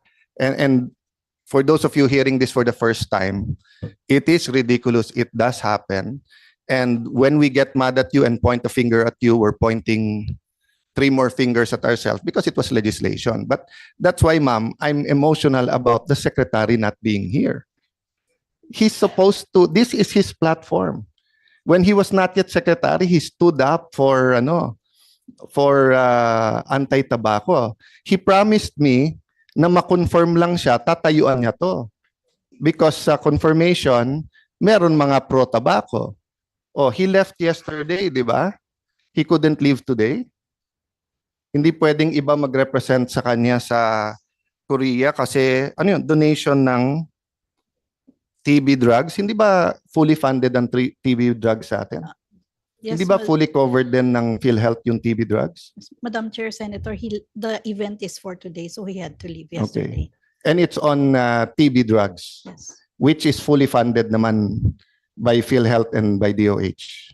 We will still need the Yeah. funds. Can you check? Sa Taguig, late kayong nag-deliver. Hindi kayo nag-deliver ng TB drugs. We will Hindi, check walang on it, biruan. Senator. It was a big issue for us 1 month ago. I'm No, told so- I'm told it's late all over the country. In Yeah. fact, that's So, a possible that's my topic point. also. I mean, if this was a agri issue, I will look for the Secretary of Agriculture. The burden here shouldn't be only on the head of delegation because he's just doing his job.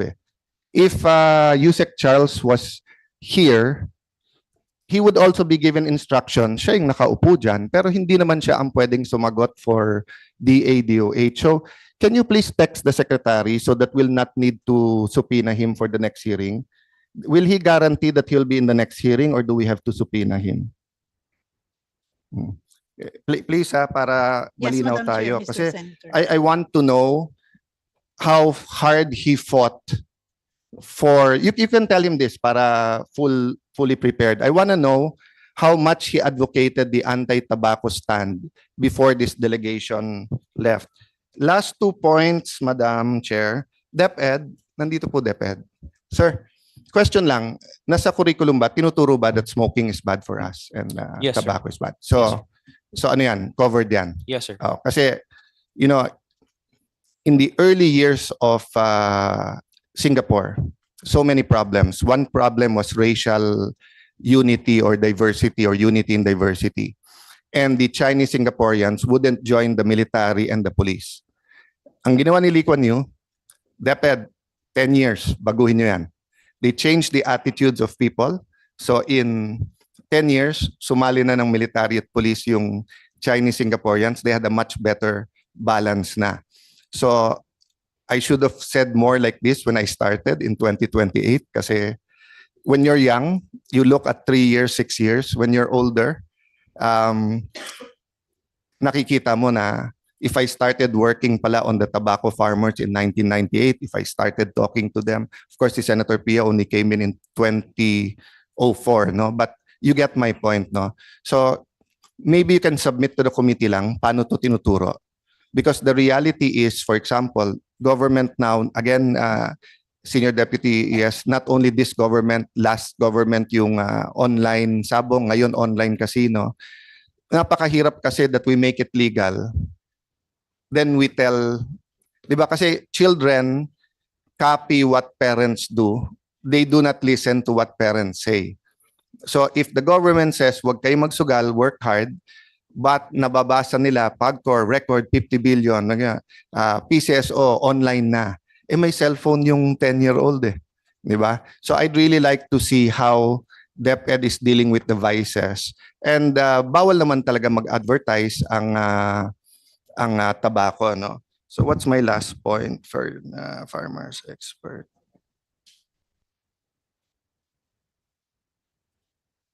Yeah. Siguro, Madam Chair, because we have last 10 minutes, I'll give it back to you. But I'd just like to pursue yung kay Deputy Executive Secretary na we're interested what will happen next. But magka-age tayo, di ba? More or less. Tama ba, di ba? Maraming salamat. Mas matanda po ako. Konti lang. I mean, but magka-generation naman Of tayo. 6 years, sir. Okay. 5 years. Tayo, Charles. Sir, I'm 10 years older. Okay. So, sorry, but more or less magka-generation tayo. Napanood niyo yung West Wing? Di ba? So, there's nothing wrong na in one government, nag-argue yung different branches. There's nothing wrong that agriculture is arguing for tobacco and the DOH is arguing anti-tobacco. You might say kasi pag nag-away-away dito yung opisyal, ang gulo ng Marcos administration. Hindi po. In each administration, kung ano sakop mo, so makikita mo yung superpowers, yung military, pwedeng gusto nang gumante, yung diplomats, usap muna. Di ba? Yung scientist, gustong ganito, yung commerce. So for example, in developing countries, yung Department of Commerce or Industry, ayaw na yung mga clean air, etc. Kasi nga, maganda takbo ng negosyo. Pero yung Department of Environment nila, oh, let's be responsible. Diba? Tayo nagpro-produce niyan, so we have to be. So, I just want the public to know that it is not anyway an indication of any chaos or disagreement in government when policy is being discussed. In the same way that there is a civil way for the House to push for charter change and for the Senate to respond, di ba? Kaya kami may buy kami. So I'm really hoping tempers will calm down. But I do understand kasi mismo temper ko. I'm sorry to the DOH. I didn't mean to be ganun abrasive. You can take my blood pressure later. I think bumaba na. But I'm sorry for being like that. But it's just such a sensitive issue na to. Because nga, every single day, how many people die every day of tobacco related? I think 321 a day.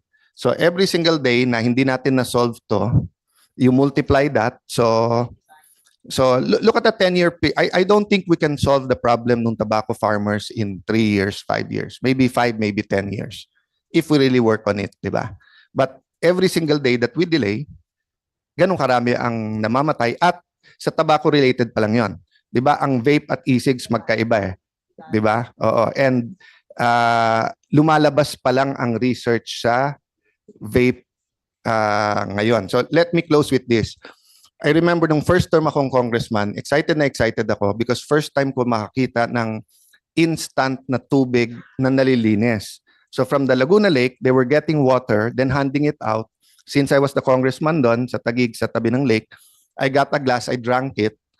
Masarap, malinis, clean. So I went to my dad telling him about it. He gave me the look and then said, maghintay muna tayo ng 1 month kung okay o hindi. And I realized I was so fast. I was using my eyes. Diba? I did not take a sample kung may amoeba ba yun, may bacteria or whatever. So that's a congressman who can make that mistake. So I'll end this way. Hindi ba trabaho natin to warn people, guys, hindi pa natin sure sa epekto ng vape. But at the meantime, we will tell you what is in it para makadecide kayo. That's why si President Duterte noon, ayaw niyan may flavors. Kasi may scientific evidence na yung flavors, yung nilalagay nilang chemicals is really harmful. So I would really like us to have a policy that will help farmers, help those who will be affected by the shift in the industry, but also, diba, na we already start warning young people of this. Kasi the reality is, diba, I mean, I think decades na silang bawal mag-advertise, diba? Kasi yung una nilang advertising, they really made people look cool eh. I saw the advertising when they started targeting women. And parang cool din ang women pag naninigarilyo. And the reality is rin talaga, di ba? Even in high school, ganyan. Parang mas cool ka talaga kapag di ba? Until you reach our age and mataas na cholesterol mo, mataas na sugar mo, di ba? Then we realize yung kakainom natin only, yung kakasmoke natin only is bad. So it's our job to warn them. So Madam Chair, thank you very much for that. And to the whole delegation, thank you for being here. Madam Chair. Thank you, Madam Chair. In response to the Chair and the Honorable Senator Cayetano, the Secretary has replied, sure, my apologies. I will be happy to attend the next Blue Ribbon hearing on vape tobacco issue. As Secretary of Health, my role is to protect our Filipino youth and adults from the ill effect of these products. Thank you very much for that, Madam Chair. Please thank the Secretary for me. And Madam Chair, may I request that he be ready to tell us, no? Kasi he didn't take office that long pa naman. But it was before this COP. So I'd like to know how he used his office to advocate and what position he advocated. Was he part of the balanced approach or was he the same as when was before? I'm not making any judgment because I don't know. So I'll wait for his presentation with your permission, Madam Chair. Just for the information of DepEd and DILG, no, and Senator Alan, everyone, I think it was, I don't know who, somebody mentioned that I think DILG is strictly following or trying to implement the 100 meters away from school. Yeah, for the record, the kind of fights that I fight is I push for 200 meters, talo. Why wouldn't you allow 200? Why wouldn't you accept 200 meters? Why wouldn't you allow this to be farther from the reach of children? So that, Mr. Secretary, is the reason why you came into this position na ganun na yung tingin naming mga advocates sa nagre-represent sa Philippines. Kasi time and again, they pretend to be pro-health and yet every action we take is not pro-health. Dun nang gagaling yun. And you do have that burden na you had to fill in those shoes as head of delegation without the knowledge, no, of all of these things that have transpired. Very quickly, because we do have very involved resource persons here. We have session at 3 o'clock.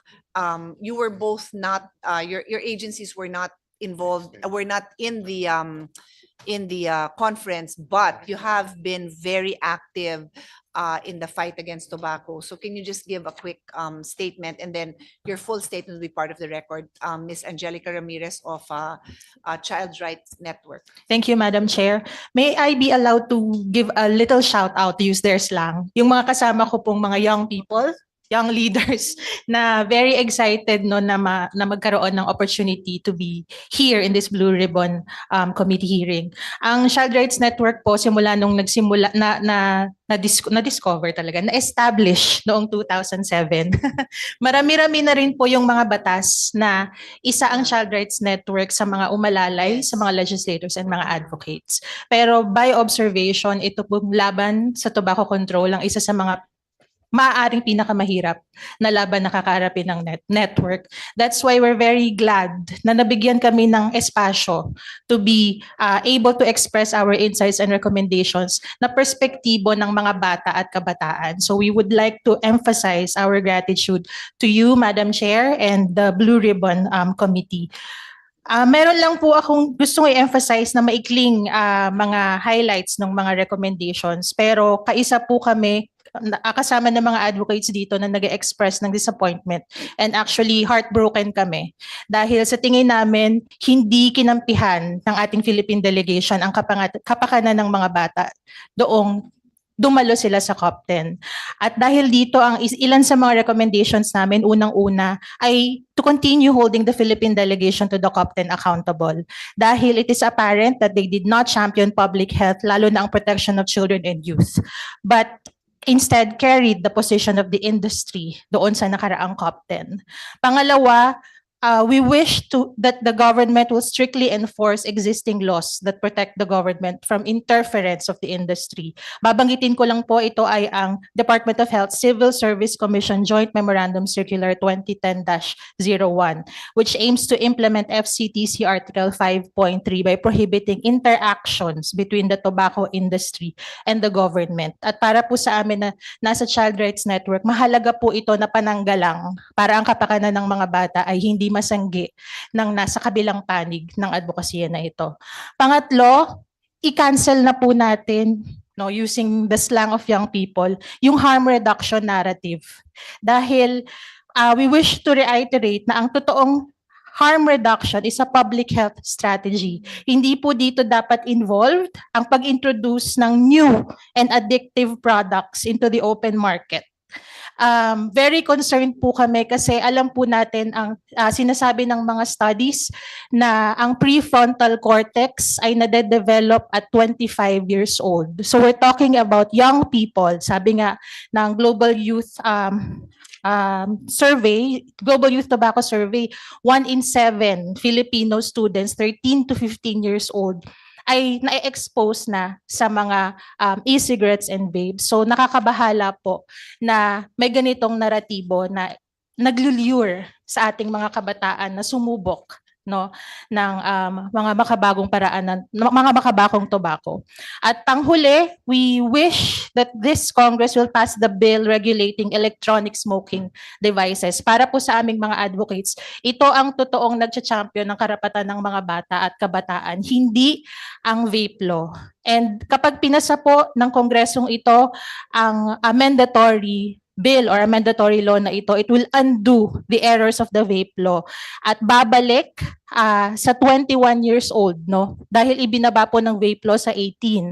So kami pong mga nasa child rights advocacy, palaging pataas dapat, katulad din po ng sinusuportahan nila Madam Chair, pataas dapat yung age. Bakit natin gustong babaan? Kasi marami na tayong wins pero bakit ibinalik sa 18 years old? At sinusuportahan din po yun ng studies na 25 years old nga na de-develop yung prefrontal cortex. So bakit ina-expect natin na yung 18 years old kaya na nilang ma-discern, lalo na yung tungkol sa kanilang kalusugan. We strongly emphasize the urgency of strengthening tobacco control measures and protecting our policies from the influence of the tobacco industry. So please, hands off our children and young people. Huwag niyo po silang targetin. And we will work together to prevent a future generation of Filipinos grappling with lifelong, irreversible, and transgenerational consequences arising from nicotine addiction and all the other harms brought by the use of these unsafe products. Kanina pa po namin naririnig yung balanced position, and we respect our Philippine delegation, ating pong mga legislators. Pero kapag po kapakanan ng mga bata at kabataan yung pinag-uusapan, bias po kami. At bias po kami dun sa kanilang kapakanan. Maraming salamat po, Madam Chair. Thank you. Very nice. Thank you very much. Madam Chair. Yes. Can I just request the Senior Deputy Executive Secretary to take that into consideration? Take a second look at using the word balance. Kasi nga, for advocates and it's I know from a negotiator, from a DFA point of view, balance, but really from an advocate point of view, it's either you're pro or anti. I'm just saying, take a look at it kasi may mga meetings pa naman kayo. And thank you very much for that, short but very strong advocacy. And then we'll call on Attorney Paula Tangking from Action for Economic Reforms. They were very active with us during the syntax deliberations and many others. Thank you, Madam Chair. We already submitted our position paper, but we'd like to point out some highlights. We note that it's ironic for us, the Philippines, who have been looked upon in the international, international as one of the best practices in tobacco taxation, to be awarded the Dirty Ashtray Award. So it's kind of ironic. Nanalo tayo sa isa, and yet parang it's a shame na we did receive this award. We just want to highlight some recommendations, Madam Chair. First, that the Philippine government must always take into account the overriding concern and framework for our participation in the FCTC, in other WHO activities and similar multilateral international hearings is public health. Tobacco control is essentially about public health. So our government delegates to FCTC and similar conventions or summits must be made accountable to advancing and defending public health. The FCTC is not the place for the government delegation to even balance health and competing commercial or for-profit interests. Next, given that FCTC is primarily about health, we join the stand of the other civil societies here that the Philippine delegation must be led by the Secretary of Health. Other members of the delegation must take the cue from the Department of Health on FCTC issues. With due respect to the Deputy Executive Secretary, the DFA earlier through Yusek Jose acknowledged that FCTC is highly about health and regulation, and that on this matter, they adhere to the Department of Health. And yet, that is not what we have seen so far. And finally, Madam Chair, while we are discussing several issues on the recent COP10, and as mentioned earlier by the head of the delegation that they plan to have an enforcement framework to stop selling e-cigarettes to the youth, the Philippine government must insist on the correct definition and practice of harm reduction, especially on the use of electronic nicotine and non-nicotine devices. When even the industry recognizes the need for the regulation because of their harmful effects, the issue of it, not just on sale, but also on marketing to non-smokers, especially the youth, must also be addressed. Thank you, Madam Chair. Very much.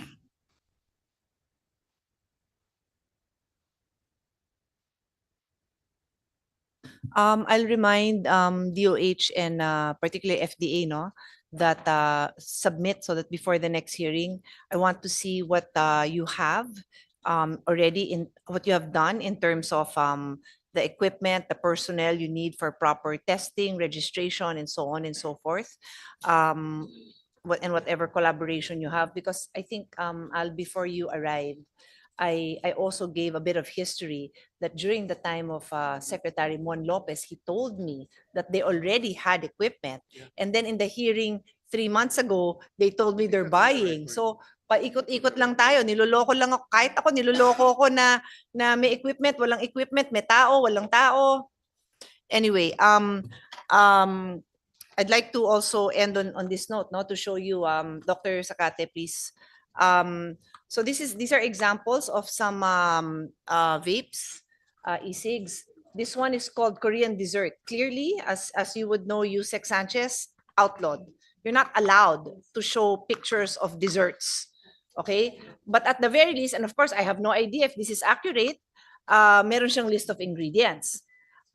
So that's why we really know, because technically, even before they put this here, just like any other food, cosmetic product, you test it kung tama yung nilalagay niyang laman yan.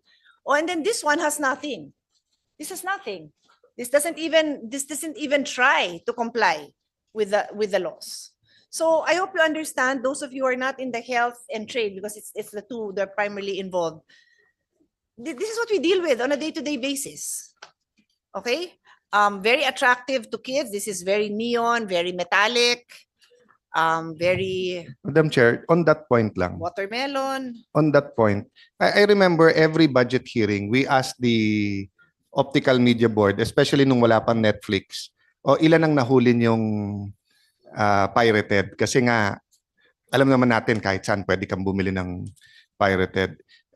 So, sinong agency ang dapat proactive na tinitignan yung mga shops and making sure na... DTI. Hindi.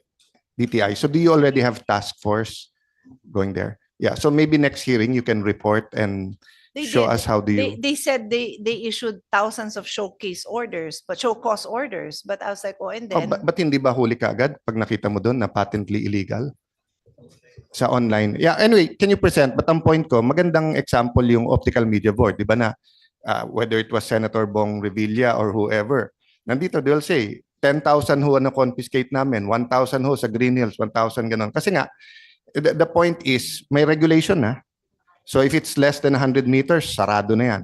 If they're selling yung bawal, tanggalin yung mayor's permit niyan. Diba? So let's just show some teeth dun sa, nandiyan na yung regulation eh. So you have to follow that. But if they violate it, let's show na we mean business. No? So I'm not saying you're not. I just want to see in the next hearing, with your permission, Madam Chair, na, di ba, na kung, kasi ang Pilipino sumusunod pagka, ano, alam nilang i-enforce eh. Pero pag tingin nilang hindi, di ba, itutuloy lang nila. Yes. Madam Chair, we were able to get some of the specifics, because as mentioned earlier, that we do have testing for the devices. But what the budget that was cut for us, and so that prevented us from purchasing another equipment, was for e-liquid and HTP vapor gas. So if there is any support that can be given to us or in collaboration Who cut with your FDA, budget? we was requested at the budget submission level, and then for the 2023, but it was not budgeted. So kasama siguro sa conspiracy yun. na kinakat yung budget ng testing. I wouldn't be surprised, seriously. So in that regard, But we would sadly, there's so many people in your office who knows that I'm the advocate. How come no one told me? You don't even try. You don't even try to get a bigger budget. I would have given you a bigger budget. I would have sacrificed other advocacies I have to give the budget to you.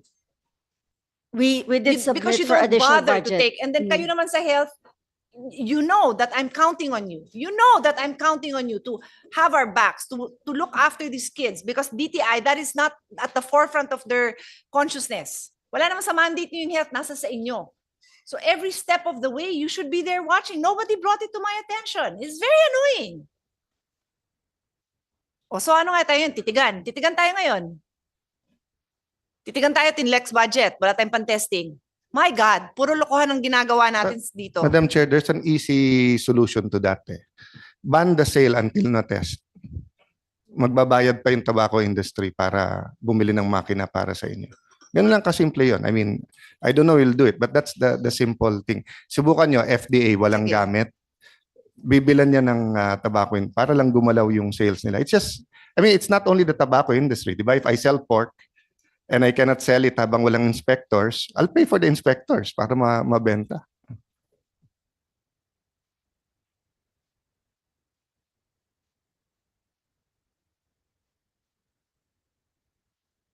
And we will continue to work with the DILG also in terms of enforcement, because part of our limitation is really in closing down some of, taking out the retraction of mayor's permits is probably the more effective way of doing things. Yeah. Madam Chair, sorry on that point lang Kasi when you catch people violating the law, all you have to do is call the police. So better talaga kung may DLG, may kasama na kayo. But let's say you're in the store, they're selling illegal. Yes. I mean, all you have to do is call the police and yes, go of there and course. say No, bawal to. But I hear you. I'm just saying institutional. yung optical I mean, media board kasi wala din naman silang Yes. pero until Netflix was yes, we continue po. We do po. ay, we do po. nagkakaintindihan tayo. Apo, but just- we do that po. Just institutional lang po. I'll end on this note, no? For all of those who have expressed surprise that this delegation received the Dirty Ashtray Award, one of the provisions that was questioned was the delegation's concern on the comprehensive ban on advertisement, no? Comprehensive ban on advertisement. And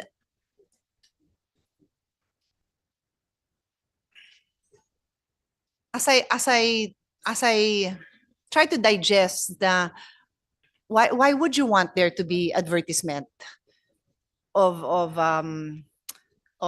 attractive colors, of flavors for the youth? Why would you want it if you're trying to protect the youth? We should be for a comprehensive ban. And yet here we are, hindi tayo pumapayag ng may comprehensive ban tayo. And yet yung industry, comprehensive yung tactics niya. Including itong pag-confuse sa inyo na nagtataka pa kayo, bakit tayo nagkaroon ng Dirty Ashtray Award? My ability to communicate it was probably not even comprehensive enough. Thankfully, my brother bothered to take time and try to explain it from a different point of view para lalong maintindihan ng mga nalilito kung bakit we deserve the Dirty Ashtray Award.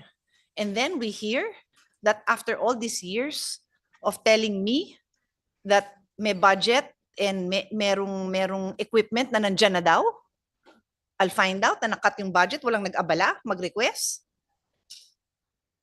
para madagdagan natin yung budget for the testing. And then we're arguing about the testing, pero wala naman tayong pang-test. It's a very comprehensive approach to making sure that our products are out there poisoning our youth. That is the approach, and that they are successful.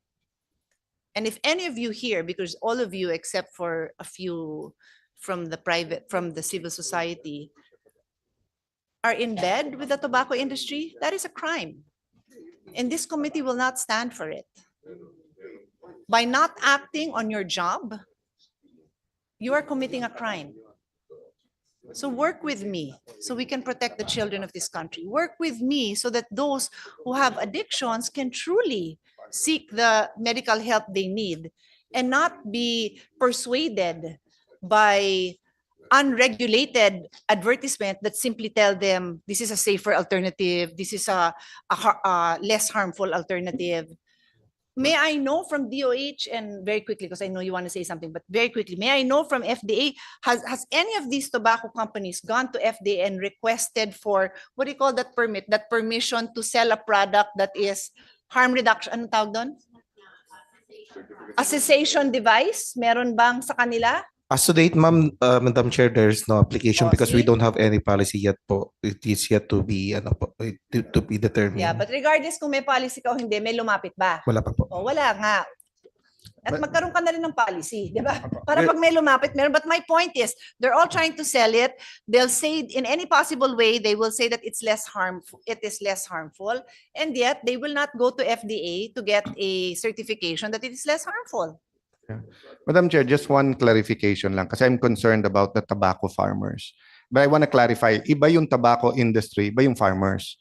Tama ba na yung e-cigs, you burn or you steam the tobacco? So may kilalaman yung tobacco farmers, tama? Non-burning. Di ba? Oo. Pero yung vape, oil yun eh. Di ba? So wag natin idama yung tobacco farmers kasi the reality is pag lumaganap pa nga yung vape, lalong mawawala yung tobacco farmer kasi they don't supply it eh. Kaya we refer to tobacco because it's the tobacco companies who are shifting to vape, no? Just so that the tobacco farmers will also know who's on their side or not eh. Kasi parang natin pinapalabas para sa tobacco farmers to, may balance. Hindi yung vape is not for the tobacco farmers, no? Anyone is free to correct me if I'm wrong, but I just wanted to clarify that. So we're battling here now two industries, the vape industry and the tobacco industry. Kasi they're mostly the same company, but it's a different industry. Diba? Parang soft drinks and something else unhealthy, sugar beverages, which is less unhealthy than soft drinks. Okay. The time is late. I know you've given us most of your day. I thank you very much. Thank you for your patience also. It is not a comfortable discussion, so I appreciate everyone's professionalism. It is my job it is not a task that I chose, and yet it is my job to be able to sit through these uncomfortable hearings, and hopefully everybody comes here with good intentions, but not everybody will, as we have seen in previous hearings. But it is my intention to make everybody as comfortable as possible and never to humiliate anyone or to put words in your mouth. You're always welcome to clarify the statements you make. And if you want to follow up with a written statement or to talk to my staff, you're free to do that. On that note, I will suspend so you can all go about your day. Thank you for your time.